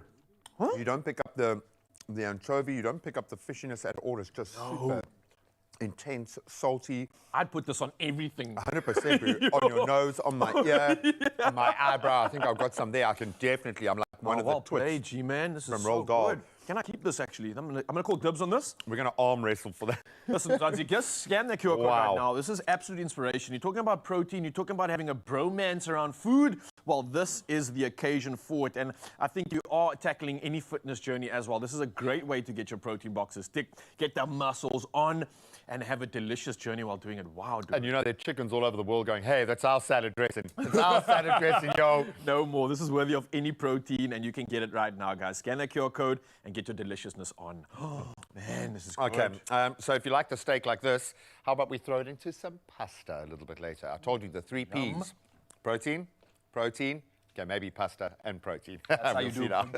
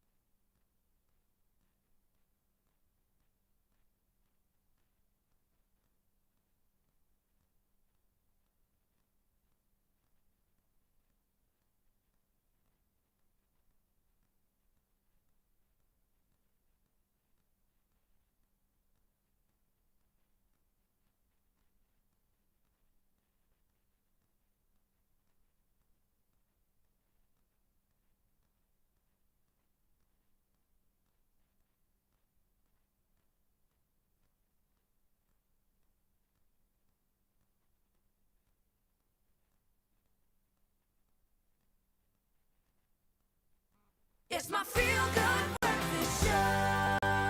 Welcome back, you beautiful people. It's your Feel Good Breakfast Show, and I think what's about to happen right now is going to make you feel real good and inspire you to go get those tickets. Because taking to the stage right now to perform a song from the Kingdom of Ubuntu musical, I'm going to leave it up to them to introduce it and officially say the stage is yours. Thank you. We'll be performing for you Tiwa, representing the Siswati clan. Thank you.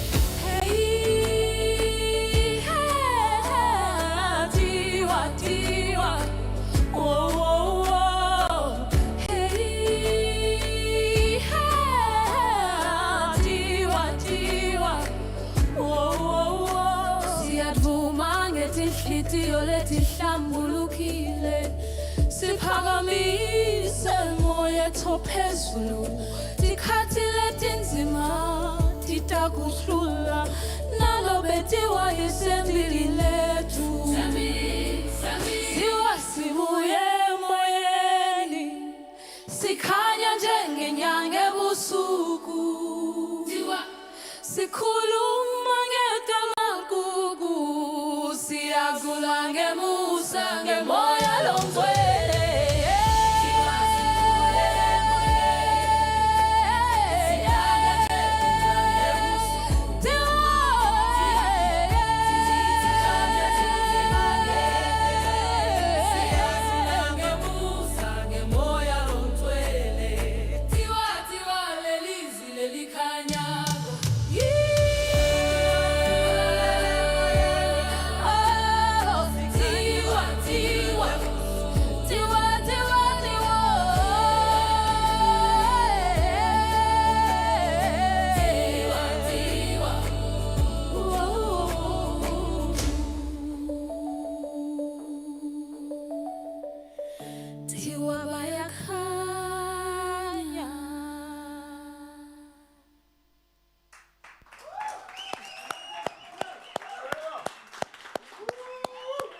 Wow, absolutely incredible stuff. Definitely giving us every reason to get those tickets. It's happening in March the 6th and the 7th. It's the Kingdom of Ubuntu, the concert, and you can find that at web tickets right now. So go get it right now. And if you want another reason, we'll be sticking around and getting another performance from them to inspire you just a little bit. For now, though, it's time to kick us our final round of official duties. It's just gone on the hour, so perfect timing to get into it. So starting on national news fronts, South Africa has officially launched a mass vaccination campaign against foot and mouth disease in the Western Cape as part of a nationally coordinated strategy. Now, the rollout aims to stabilize the agricultural sector and prevent future outbreaks following extensive vaccine procurement that included over 2 million doses. Now, KwaZulu-Natal plans to vaccinate its entire cattle herd, while farmers in the Eastern Cape face significant livestock losses. Now, the initiative reflects global best practice and a proactive approach to biosecurity, aiming to permanently eradicate foot and mouth disease. Next up, South Africa faces a worsening hunger crisis, with a survey by Food Forward SA Foundation and the University of Cape Town showing 7 in 10 households experience moderate to severe food insecurity. Now, nearly 1 in 4 residents go a full day without food, with children increasingly affected by malnutrition. Now, government statistics indicate severe food insecurity, which has risen from 5 million in 2019 to 8 million in 2023. Now, for millions, coping with limited food or skipping meals has become a daily reality, highlighting the urgent need for sustained intervention and support. Well, moving next to international headlines, and Zambia's High Court has ordered the seizure of assets valued over $1.3 million belonging to Dalitso Lungu, the son of former President Edgar Lungu, including 79 vehicles, 23 land parcels, a shopping mall, and luxury residences. Now, the court found the 39-year-old and his company could not provide credible explanations for how the assets were lawfully acquired. Our lawyers for Dalitso Lungu plan to appeal while authorities continue investigating discrepancies between documented income and his extensive holdings.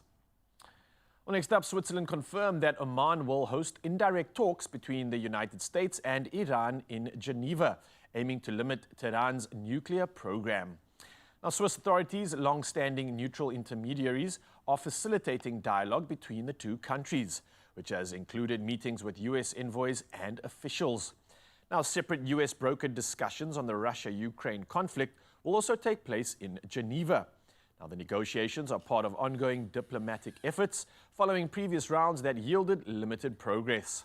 Now, both talks aim to address security concerns, promote stability, and prevent further escalation conflicts.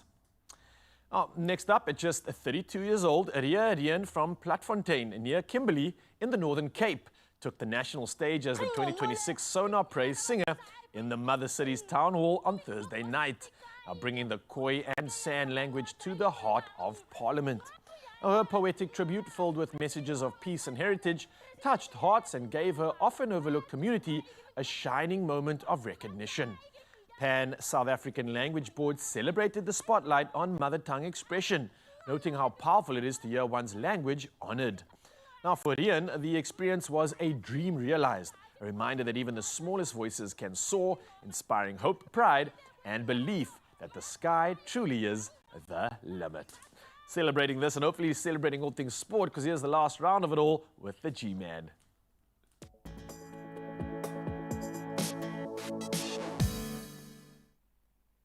Well, all rugby eyes at least on the Six Nations this weekend, and a bit of a shift from last weekend. Let's start with Ireland showing some major grit to edge out a very strong Italy 2013 in Dublin, praising their defensive resolve after some very late pressure.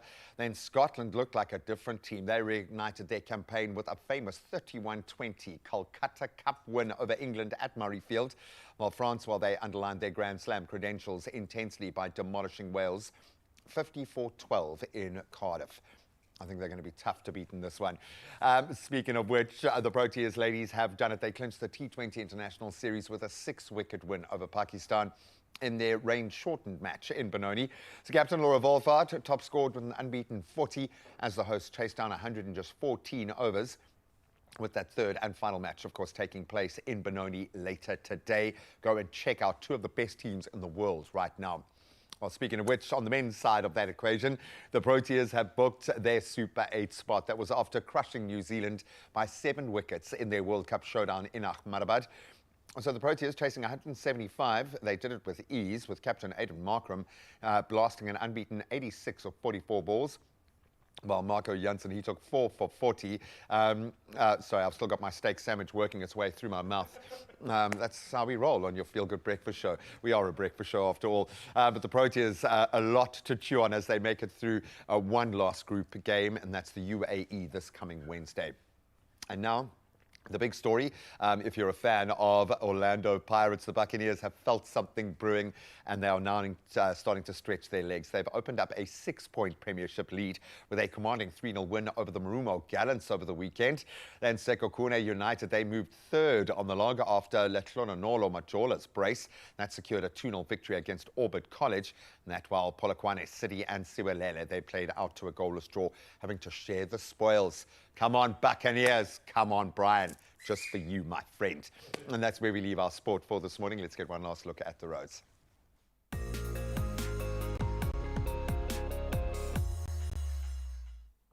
Well, chewing on all the things sport, let's chew on the rest of the headlines. One last round to get you to work and out on the road safely. We're going to start with Pietermaritzburg in KZN. Now, an accident has occurred on the N3 North at the ramp towards Ashburton interchange. Now, the left lane is closed, as you can see from the visuals, resulting in delays along the affected route. So please remain cautious when passing by. Moving to Cape Town next in Bellville, and heavy congestion is being experienced on the N1 outbound at the ramp, and that's towards Durban Road. And yes, heavy congestion indeed. Motorists are advised to avoid this route and maybe make use of alternative roads to prevent delays. But I think for everybody this morning, wherever you are heading, always remain alert and buckle up. From the road to the sky, let's find out one last time what's happening in the world of weather. And starting off in Polokwane. Now, you are starting your week off with scattered showers. Temperatures will start off with a low of 12 degrees and reach a warm 26 degrees with moderate winds expected from the east. For the rest of the week, it's expected to be beautiful weather. Wet weather is welcoming the weekend, however, so make the most of the next few days if you can. Klerksdorp, you can expect cloudy conditions for your region. Temperatures starting off with a low of 14, climbing to a scorching 27 degrees with winds coming through from the east. Rest of the week, temps remain in the high 20s and lower 30s, so apart from the weekend, it looks good out there. Pretoria, you'll be experiencing morning showers. Moderate winds are expected from the east, starting off your day on 13 degrees up to a moderate 24, and wet weather conditions are expected over the weekend. So for the next few days, get out there and make the most of it. Over in Johannesburg, you'll be experiencing some cloudy conditions, temperatures ranging between 11 and reaching a high of only 22 degrees, and light winds coming from the east. For the rest of the week, steady temperatures in the lower to mid-20s are expected, and a little bit of wet weather over the weekend. Over in Mbombela, today brings you morning showers. Some light winds are coming through from the southeast, and temperatures are starting off on a low of 13, reaching only a moderate 23-degree high. For the rest of the week, clear skies are expected until Thursday, and then that starts off a little bit of a wet period. In Bloemfontein, expect sunny skies in your region. Light winds coming through from the northwest. Today, it starts off at 14 with a nice warm 28-degree high. And for the rest of the week, warm temperatures in the upper 20s to lower 30s are expected. And then all the way up until Thursday, with some partly cloudy conditions and there's some rain on Sunday. In Richards Bay, experiencing some light rain today, transitioning into cloudy skies. A low of 18 and a nice warm 25-degree max. Winds coming from the south and a 60% chance of rainfall expected for your region, continuing all the way into tomorrow. Over on the coast in Durban, mostly cloudy conditions, temperatures ranging from 19 to 25 degrees. Winds will be light from the east, so maybe some surf conditions, but warm to moderate temperatures are expected for the rest of the week, and then turning out into some rain on the weekend. Umtata brings some cloudy conditions all the way through to, from 13 degrees being your low up to a nice warm 26 degrees. Moderate to light winds expected from the east, and there is a period of wet conditions expected from tomorrow up until Sunday. So make the most of today before the wet stuff comes through. In Craddock, you'll be experiencing some sunny conditions, nice polarity there.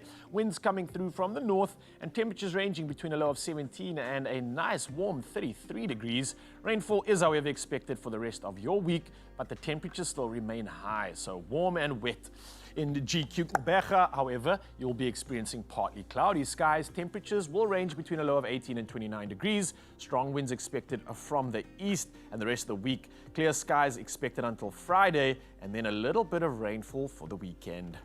Over in George, let's bring on some sunshine, and that's exactly what you get today. Temperatures from 21 all the way up to 32 degrees. Light winds coming through from the east as well, and a 20% chance of rainfall expected on Wednesday, which will continue through to the rest of the week. In Cape Town, the mother city, your start of the Monday brings some sunny conditions. Light winds expected from the southwest. The temperatures will start off with a low of 17 and reach a high of 30 degrees. So a beautiful day, but yeah, make the most of it because Wednesday the wind comes through just to blow it all away. Sutherland taking us through to the next one.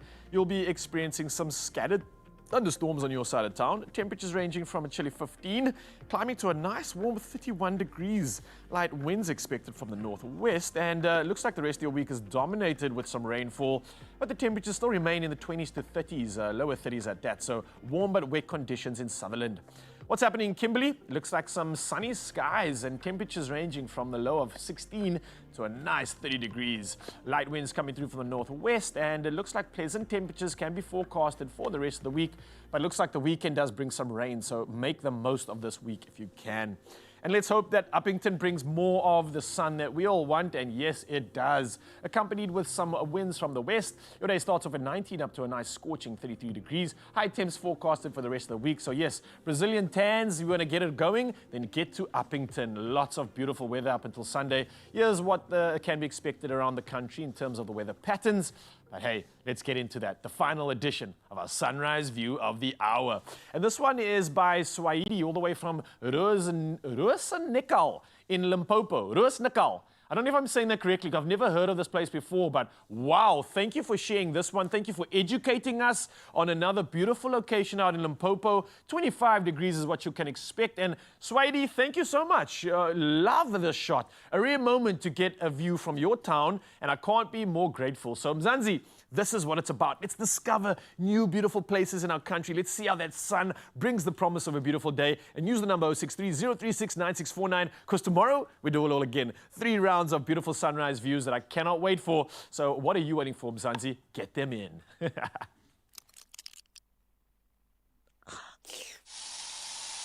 When bugs invade, use Raid. Raid kills bugs dead. All right, so we could be eating steak sandwiches every day, my friend. It was really, really good. But you might need a little bit of bank for that. So let's see if we can fill your bank account. In fact, it could be double payday if you play your daily lotto today. Why? Because we've got 350,000 Rand sitting in that estimated jackpot. Then we've added the daily lotto plus, which has an estimated 150,000 Rand in the jackpot. I won it all, G-Man, and I think you do too, Mzansi. So let's talk about how we get involved. You can buy tickets now in store on the nationallottery.co.za co.za website. There's also the mobile app. Cell phone banking is an option as well. So you've got many options, and we've made it even easier for you. And while you go and check out all of the cool content on our socials, you'll see all of those details. So you've got no excuse. Play your Daily Lotto for 350,000 Rand today, then Daily Lotto Plus for that estimated 150,000 Rand in the jackpot today. Monday Blues for what? Now, this interesting question, because we all like validation. We all kind of feel we need it to be able to progress. It's human nature, but is it destroying us? That is the concept behind a brilliant new piece that we're going to delve into after that. Needy, why validation is destroying us. And Naimon steps in to explain. Apparently, it's not a self-help book. It kind of feels like a wake-up book. Oh, okay. And I think maybe some of us need that where we are in our lives right now. We'll get our after this. Skrik wakker.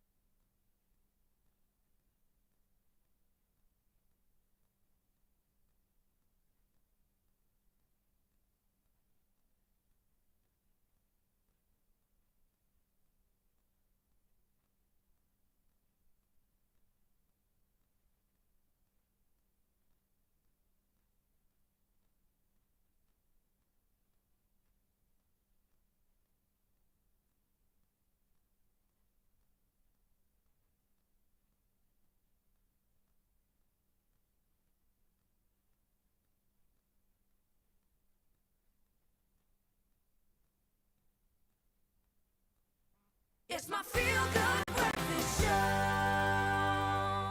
I think for many of us, welcome back, first of all, but you can see how in this conversation we already are because the timing of this is just so spot on.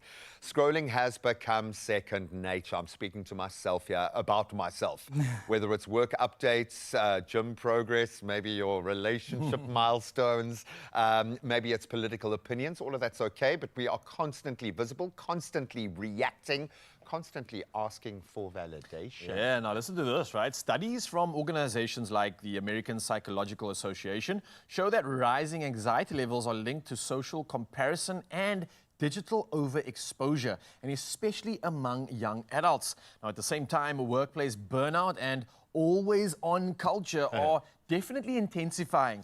And this next book titled In Needy, Naman Abe Andrea argues that this constant search for approval is quietly reshaping identity itself. Now, the book challenges readers to rethink whether we are building lives or performing them. Oh, you don't play us like that. You're going to raise questions like that. Naman, welcome to the show. Can we give this man a round of applause for the little baby that is sitting right there? Thank you so much. Congratulations. Thank you. How are you doing? I'm good. I'm good. I feel excited, and I'm looking forward that this book, most people are going to find inspiration and wisdom. So that's what I'm hoping for. And I'm glad that you use those two words, because wisdom speaks to a collective knowledge that we are learning things together. We are looking back, not just forward. For sure. This title is bold. Why do you believe that validation is destroying us? So validation is destructive when it replaces direction. Direction is your internal compass. Your sense of purpose. Your purpose. Yeah, your values and your vision for your life. And when validation replaces that, you stop asking what is right, and you start asking what will they approve. And when you get at that stage, you begin to lose authority over yourself. Because that automatically weakens your decision making and your responsibilities. Wow, can we record that clip and play it again as our Monday motivation for this morning? You know, because as you're saying this, I'm thinking of how much control we've lost globally right now. We're kind of looking at the behavior of those that are guiding the world right now, thinking, we've got no control, we've got no... But we've essentially given that away. For sure. Sure, man. Wow. And I was thinking that this is maybe just based on social media, but this goes way beyond that. Because on social media, we're chasing likes, we're chasing validation in that sort of medium. But this goes far, far deeper than just social media. This is almost like how we view ourselves, right? For sure. So I think the thing is, our identity is now formed externally. Many people doubt who they are, and they don't even know who they are unless there's a response. A like, a recognition, or a title. From a complete stranger who has no bearing on your life. That's the thing. And I believe that what humanity caused a problem is because of these four things. People don't know who they are. They doubt who they are. They are afraid of who they are. And they haven't discovered who they are. Social media didn't create that. I think what social media has done is to magnify a deeper validation habit. That, For sure, and unfortunately, attack, and I'm going to use the word attack because it's no longer focus on, it's attack a younger phase of growth. When that identity hasn't formed yet. So now you're leaving it over to the world to tell those young people how to feel about themselves. For sure. And that is mind-blowing to me. But we're the ones controlling this algorithm. We are the ones in charge. So I think we see this image of people seeming busy, seeming fulfilled, but they are living empty lives. Is that the lack of purpose? What leads to that equation? I think that disconnect, I believe it comes from activity without meaning. You know, I believe you cannot divorce meaning from manifestation. Otherwise, you are just going to be around and not present. I often say when the people who are custodians of your environment cannot attest to the credibility of your relevance, you are just around and you are not present. And people show up in spaces like these, posting on social media every day and showing up in meetings. They are just around and not present. They leave no trace of genuine self. So I think it's just about having too much activities with no meaning attached to it. Sure, so it's just like a distraction at the same time. Distracting us from our own authenticity. And it's something that I would imagine the youth are definitely experiencing. But it's not just the youth. I mean, are you seeing this in all established adults, in all of leaders? I mean, you're mentioning something that we're seeing in terms of some of the big leaders of today. I'm starting to feel like a lot of us are experiencing this, right? You know, so when I was working on the book, at first stage, I felt like it is just a youth thing, you know? But then I realized that this is a human issue. It's not just an age issue. Everyone is experiencing this thing. Yes, the youth are feeling it socially. But if you see professionals and leaders, you also see that they are always chasing the next title, chasing the next deal. And in my line of work, I've met billionaires and millionaires who are so poor that the only thing they have is just money. Yeah, no real riches, huh? Yeah, they are so poor that the only thing they have is money because they are chasing the next title, chasing the next deal, So it's important, I think, that we come back and connect it what it truly means to be a human being. Oh, for sure. And that, I think it starts with holding up a mirror and asking yourself those difficult questions. I'm interested to know where the kick in the pants is going to come, because you say this isn't a self-help book. So what do you see this is? Is this a reflection on what you see? What do you want to achieve with this? Okay, so a self-help book, it normally says or focuses on how to feel better. Yeah. This is a manifesto, and a manifesto declares what you stand for. And this book is a declaration against validation. And I think what I want to achieve with the book is to help people recognize validation patterns early and on how they can position themselves wisely before the consequences become obvious and costly.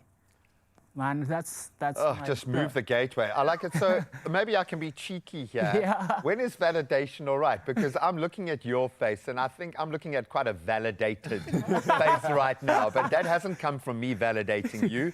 That's come from your own self-journey here. So what does validation actually look like or mean to you? So validation is like doing work, not deciding, allowing others to decide for you before you perform. Like choosing reassurance and not responsibility. That's what validation is. Take ownership and write a book. Write a book if you want to put your manifestation down. We joke about this being the manifestation station. Lord help us, what's going to come from this discussion today, dude? Well, you're giving me this feeling of presenting us with keys. We've been looking for the keys, and we finally find the keys, and now it feels like we can get back in the vehicle, back in the driving seat, and take control. And I think after this conversation, you're going to do exactly that. And we're going to make it easier by giving away one copy of Needy, Why Validation is Destroying Us. And this is by Namon Abe Andrea, who is going to be doing this for one lucky viewer. And all you got to do to enter is tell us, when was the last time you chose purpose over approval? And what changed for you when you did that? Now, come through, enter on our social pages right now. You've got to do it before 3 p.m. today. The terms and conditions to apply. You can visit expressoshow.com for more details. But listen, this conversation needs to continue, man. I know you were supposed to go, but I'm not allowing that. We're going to carry on with this in just a bit, all right? So we're going to make this man go nowhere. More of this magic continues straight after this.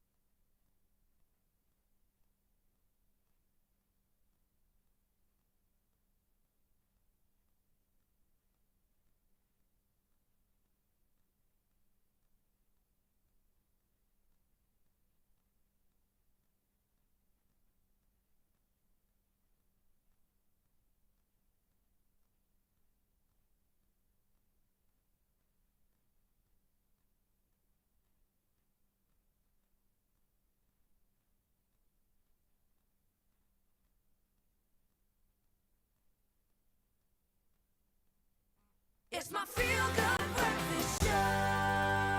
Oh, you beautiful people. Welcome back to a great conversation, a great show. It's your Feel Good Breakfast show right here on S3. And if you weren't around earlier, wow, we just really got stuck into what is pertinent and what is impactful. And now we're back with Naman Abe Andrea, author of Needy, Why Validation is Destroying Us. And earlier we unpacked how digital culture may be shaping identity, and that's through approval and comparison with others, with ourselves, with everybody in this world. But the book doesn't just diagnose the problem, it actually pushes the personal responsibility and inner clarity. So what does it actually look like to move beyond validation? I like it. He's like a proud father right now. Listening to you like, you get it, son, you get it. No, but well done, because I like the fact that you have proclaimed that this is more a manifesto that we can, almost a movement that we can get behind. And I think people are receptive and open. What shift would you like to see in people, and what do you think is the first step towards that shift? I think it all starts with having an honest question. Who am I when no one is watching? Oh. You're going to have to stop this, dude. Otherwise, we're going to have to give you a microphone to just keep dropping. Okay. Man, wait for it then. I think one of the greatest tragedies is that we are the only species who knows about what it means to be any other creature except ourselves. Wow. As a matter of fact, we have become experts almost at everything except ourselves. And I think what we need is what I call agency.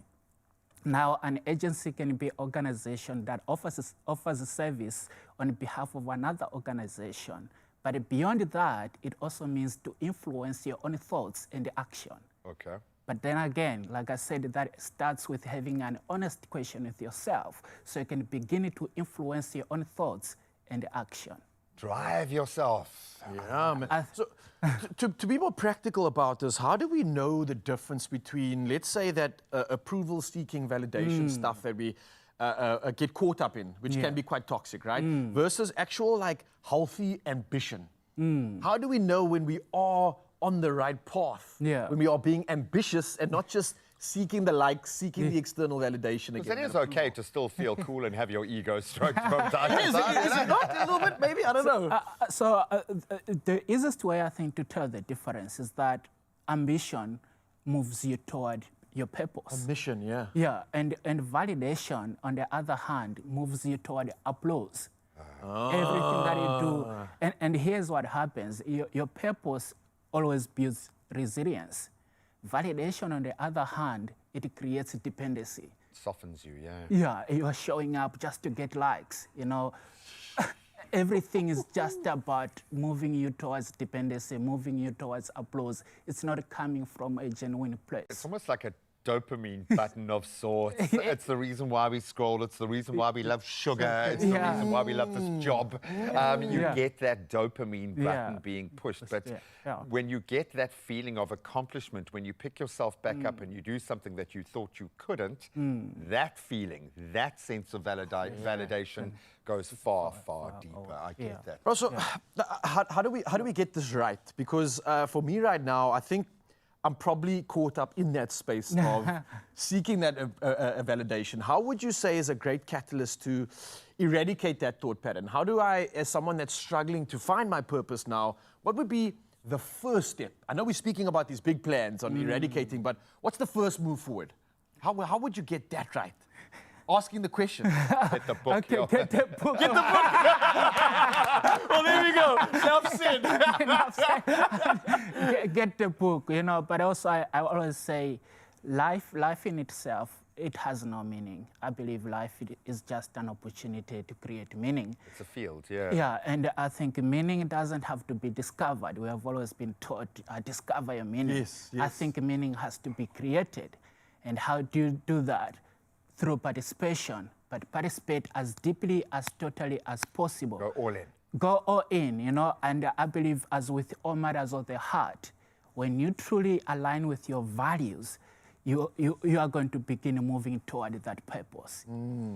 Sure. Is there something you tell yourself to keep it real, to keep yourself in check? Because I know you're shining at the moment, and this is a high point in your career. Yeah. But it's not always like this. There must have been days where you couldn't get one word on a page. For sure. There must have been days where you couldn't validate yourself in that moment. What do you say to yourself? What's your mantra? What motivates you? I always say life must be lived inside out as opposed to outside in. So I build inward and let the world respond. By that, I'm grounded by the decisions I make, and I'm grounded by my vision. Man, if there's one thing that moves me today, it's my vision. For sure. I'm so obsessed with this. I love doing this, not for applause, but because I believe it's my responsibility to make a difference in other people. Are we allowed to positively validate you now? Can I just give you some? Because I feel like it's well within reason to say you're doing an amazing job, my brother. Thank you. That Thank means you, a thank lot. You. We have gained and grown in the last 10 minutes spent with you. Thank you, sir. Man, that means a lot. You know, Mark Twain said, I can live for the next 5 years on a good compliment. So I'm going to carry this with me. Do you have a pocket-sized version of you that I can just carry with me every single day? What's going on here, bro? Well, brother, I'm you are guessing- honest. Yeah. Sorry, G-Man, I'm just blown away by you. You're grounded, you have this poise. It's something that I want to absorb, and it's something that I think can nourish the soul. And if you're experiencing this conversation right now, Mzansi, and you're feeling like you want to get a step up or just do something impactful with your life, definitely get the book. But definitely, I think reach out to this man online, because the words that are coming out of your mouth are grounded with wisdom, and it's grounded with experience at the same time. And it's something I think we can all resonate with right now. Something we need is authenticity, and you've just given us a way to just expose that in such a beautiful way, man. Thank so you thank so you for coming here today. I think both G and I were not expecting this. And it's not the biggest book either, so I think you've got us clocked, man. You've got us clocked. It looks beautiful. Thank the you. statement you are making is not lost on us, but thank you so much. Your energy today has just been on another level. Thank you so much, Graham. Thank you so much, Graham. Oh, man. Okay, well, I feel almost like I shouldn't give one of these things away. I feel like you need to buy this book and validate further. Okay, so guys, you can get my book online. Check out my website, namonandrea.com. And you answer DMs, eh? I have a feeling you answer back. Yeah, I answer back. I'm very active. I answer every message, yeah. Well, listen, it gets even better, because we are going to be giving away one copy of Needy, Why Validation is Destroying Us, by this man, the man of wisdom himself, Namon Abe Andrea, to one lucky viewer out there. And if you want to get a dose of this inspiration, then do the following. Tell us, when was the last time you chose purpose over approval, and what changed for you? Now, you can enter on our social pages and do it before 3 p.m. today. The terms and conditions do apply, and you can find it at expressoshow.com. I like the fact normally we give you just a few hours for these things. We've given you an extra 3 hours to come up with a really good answer. My brother, thank you so much. You're so an much. absolute champion. Thank you so Go and much, buy the guys. book and start your journey. Thank you. Only you can make my day.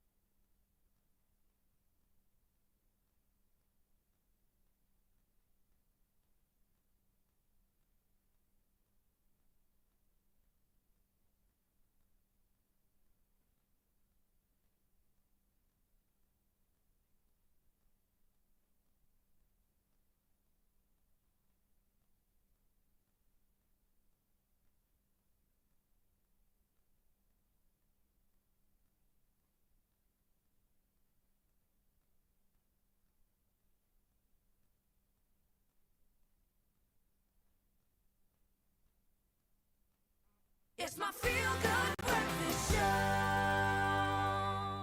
Oh yes, Mzansi, welcome back to your Feel Good Breakfast Show. And yes, I know it's only Monday and we have given you a mad dose of inspiration. So let's just continue with that theme right now as we chat with one of the finest. Because ladies and gentlemen, welcome to This or That. Now we have the Kingdom of Ubuntu edition running right now, and joining us is the visionary storyteller behind the musical. It's Alvis Sibeko, who we've chatted to earlier, and we thought, listen, let's break some more ice. You've been doing some incredible things. The performances already, mwah, brilliant, nailed it, dude. I love your work, but let's see if we can throw you off a bit and see what pressure does to you. So, answer it as quickly as you can. You can give us an answer if you want. Otherwise, you can just be short and sweet. And I'm going to go straight into it. This or that, would you lead with compassion or lead with strength? Compassion. Ooh, I love the sound of that, all right? Traditional drums or full orchestra? And I know you've merged two, so now you've got to choose. Both. You're choosing both? Yeah? Okay, cool. I'm not going to hold you to that. I am because we are, or together we rise. Together we rise. Oh, why do you say that? Why is that one important to you? I know there's a lot that's gone into the show, and a lot of people you want to thank as well for this, yeah? It's because alone I would have not done it. You know, a vision is just a vision, but if you put great minds together, it can come true. Okay. And it's what's happening. For me, it's just a vision, but I needed all the creative team, like in terms of the costume designer, the beauty, the color of what you just saw. If it was not the costume designer, which is Twan the South Boy, assistants, Nomon the South Boy, it would have not been. Shout out. You know, the music as well. We've got all the great artists around this vision to make it come true. They sacrifice their time, their effort, their money, you know, their family relationship. Yes, Just to say, Elvis, you've got a vision. Come, let's make it come true. So together we rise together. Oh, wow, man. And a sneak peek of some of the features in the production right now. I don't know if you guys can see this on your screens. Queen Yema over there. Yes. Yamba. Wow, the list goes on and on.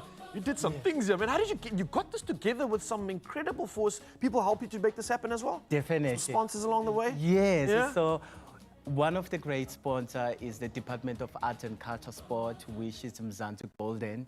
They funded the entire project. Hey, we've got to say thank you out there, yeah? Yes, you know, actually the government of South Africa did come through and said, okay, you've got this vision, let's make it happen. Thanks to ASCAPE to giving us the space. And also what's so great is that they're giving us the opera house, whereby the spaces were dedicated to opera, ballet, and orchestras. But now all the cultures of South Africa they will embrace the whole space. country is behind you for this moment, standing in support of this celebration. I think this couldn't be any better.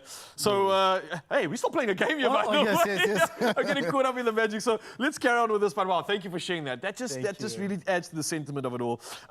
Dance battle or a choir battle? And I know you probably got both in the show as well. Both down the show.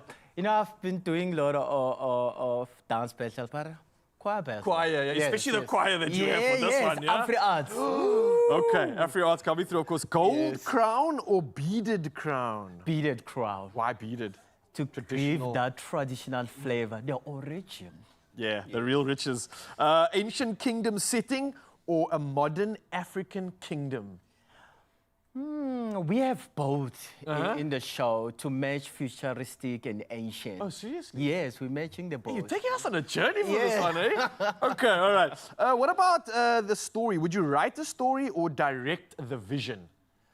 For now, as young as I am, can I write the story? Okay, as young as you are, you've composed, you've written, you've done it all already, so I didn't know you'd have an answer with that one. Would you compose an anthem or shape the characters? Compose the anthem. They're like the doctor behind the scenes, I see, yeah? What about a tour of Africa or take Ubuntu to the world? Ubuntu to the world. I think the world needs this. Needs it. Right? Yes. And I think South Africa would love you to just showcase our diversity, our magic, and our beauty. This is the best way you could do it. Yes. Last question. Community first or vision first? Community first. Community first, definitely. The community helps the vision to come true.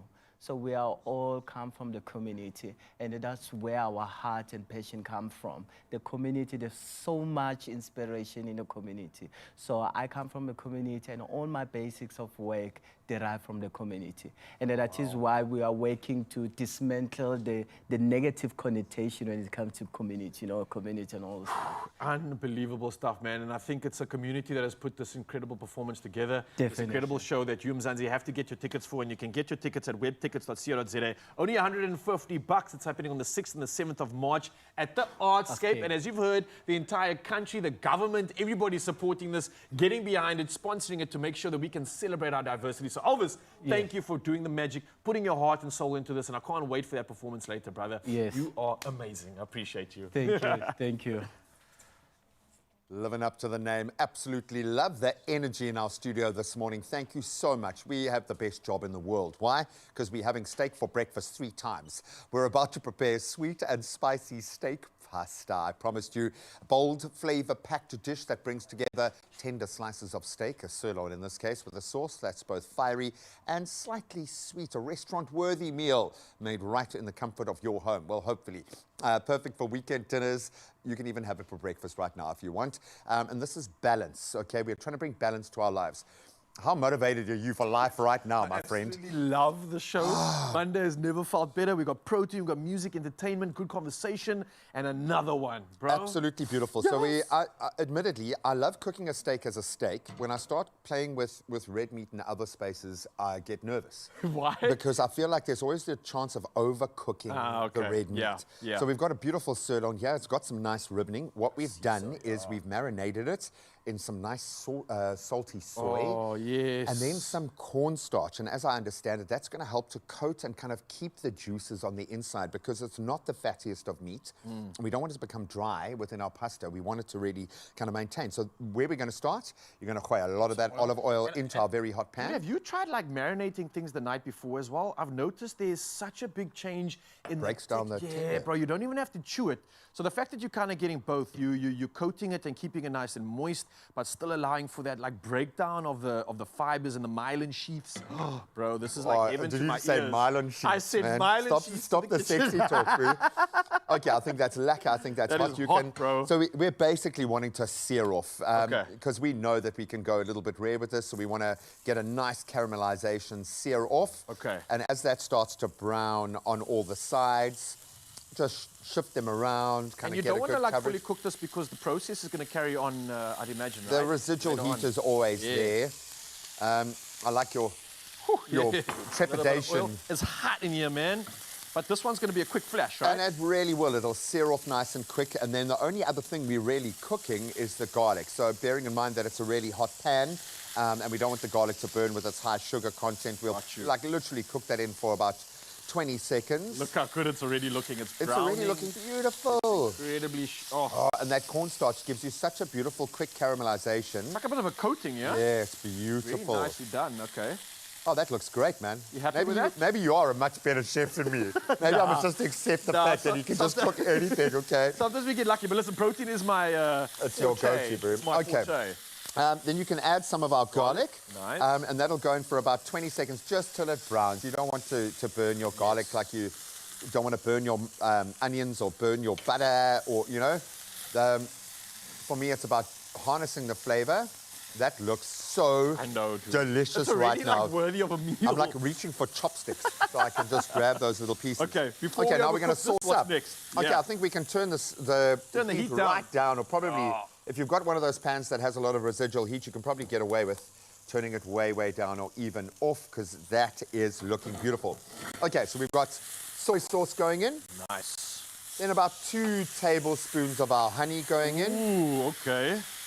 Check how this thing is coming alive here, bro. The sauce is boiling up. Beautiful. The honey is just making it all We've glisten. got sesame oil. Ooh. Then we've got a bit of rice wine vinegar. Ooh, that's nice. So this a little bit of sweetness to start off with. I think the rice wine's Bit gonna of kind of bring that balance. out and balance it. Yeah. All right, we're going to mix in a little bit of sugar as well.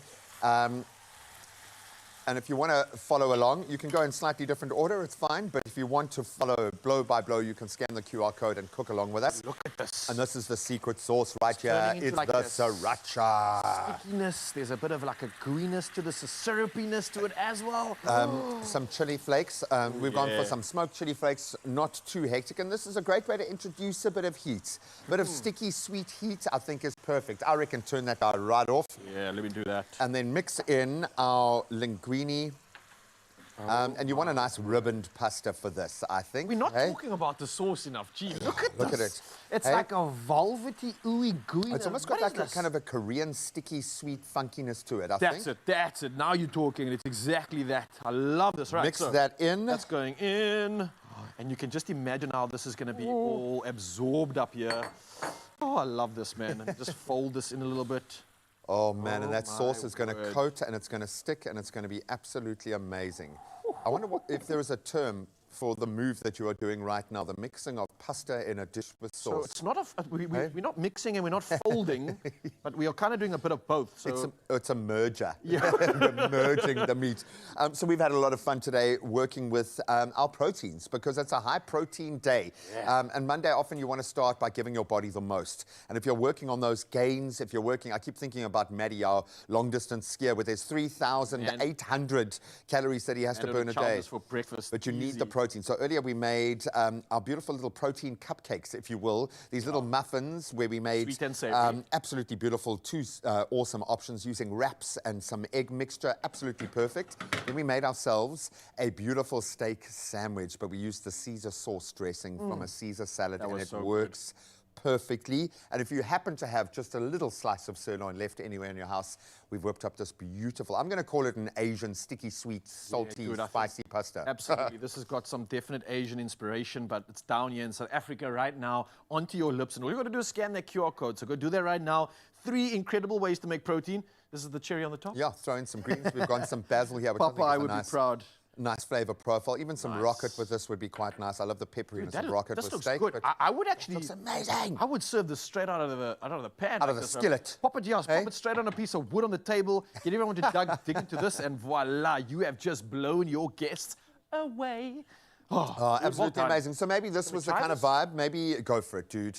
You've earned the right. Maybe food was your love language for Valentine's Day. And we put it to you guys this morning, for good or for bad. How was your day? Irene Mayer weighed in saying, being single for 10 years now, just another day. Hope the couple's had a good time. Okay, when you've got 4 exclamation marks, that feels passive-aggressive. Okay, Irene? Excuse it's me. okay. This is really It's good. really good. This is really Have you good. found your first love? Bro, it's got a nice bite in it. I think those chili flakes were a great addition. I don't have to chew the steak, bro. It's I'm not so even eating tender. it. My mouth is watering so much I can hardly talk. This Woo! show has been a challenge for me. Whoa. Tebelitle Ngobane says, my Valentine's was pretty chill.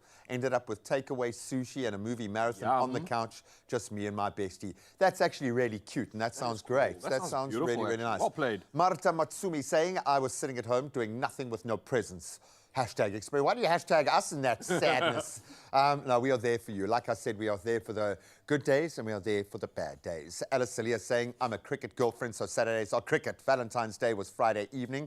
We went to the same place we had our first date.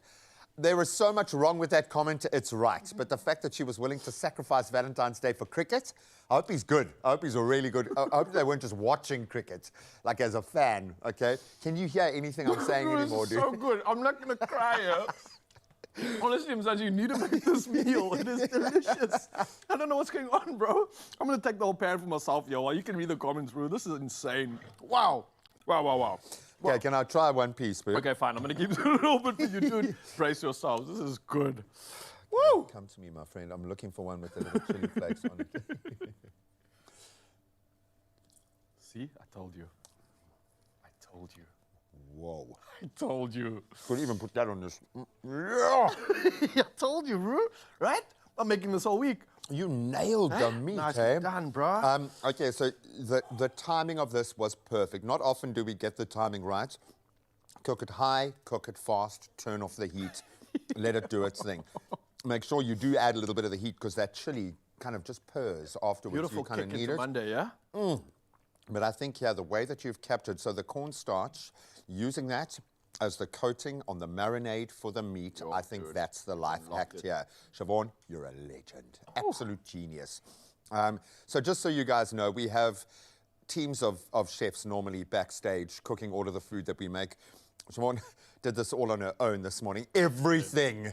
She has been a one-man army today. Siobhan, you can stay. This is, but this yeah, is you insane. can come home with us tonight. This is absolutely amazing. Well, hopefully you've done protein 3 ways this morning. And if you are cooking anything, we want to see the results, please. We'll see you after this.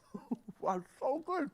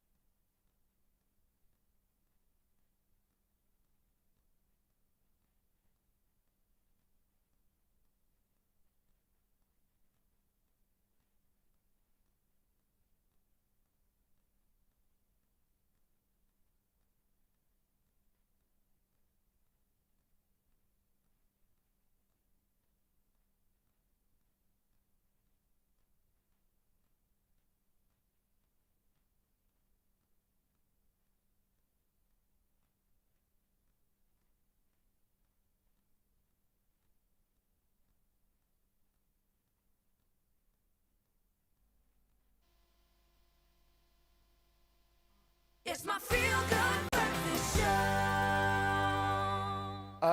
Well, look, as a parent, I was about to talk to you about Lotto, but the joy is when you've got kids, every day is kind of like winning the Lotto. Georgie made that for me last week. It's a beautiful bracelet. And this is the gift that you get every single day. It wasn't painted nails today, which often can be the case. I've seen that to be quite a trend with It the would be dads, fun yeah? if she wasn't just purple and pink all the time. If we got into like a burnt orange or something that goes more with my skin tone. Georgie, I love you, baby. Thank you for my beautiful gift. And well done, my son Jack fought in his first regional karate competition this weekend, and he was amazing. He was phenomenal. The character that this young man showed in that space, he was sick as a dog when he went out there, and he just didn't even talk about it, didn't even make an excuse. It was amazing. Cut so from I some good cloth, love you, kid. I love you, kid. Yeah, really, really proud. But let's see if we can spread some of that love. I know, yeah, we don't need the validation. We want money this morning, so let's give me the money.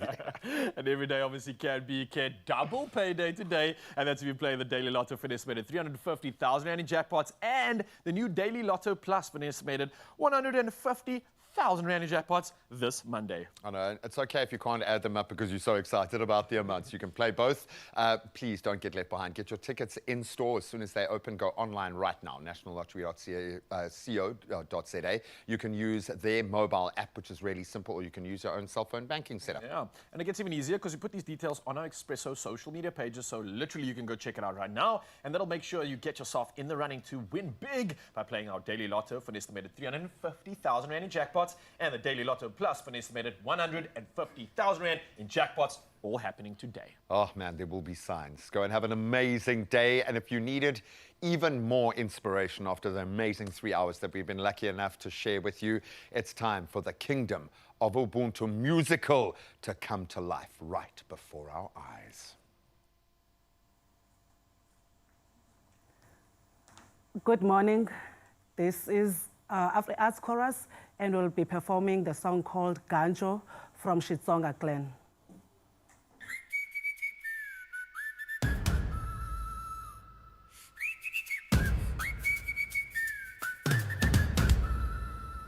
So,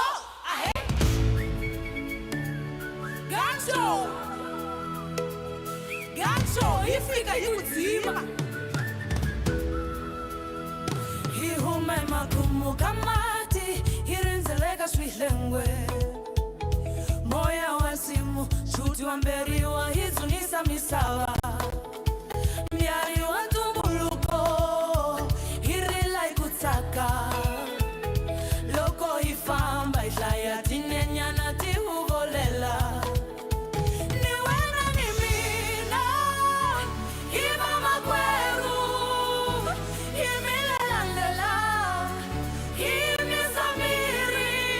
Logo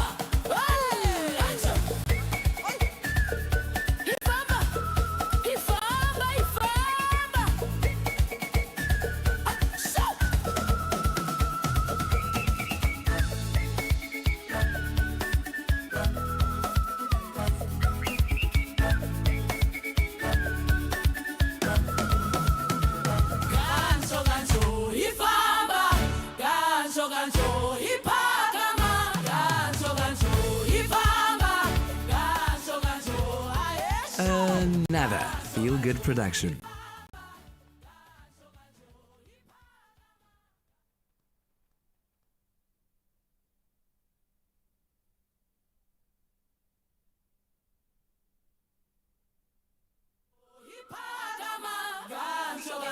Ifamba, gancho gancho, aesho, gancho gancho, ifamba, gancho gancho, ipakama, gancho, gancho, aesho, aesho, gancho itlela, itama ifamba.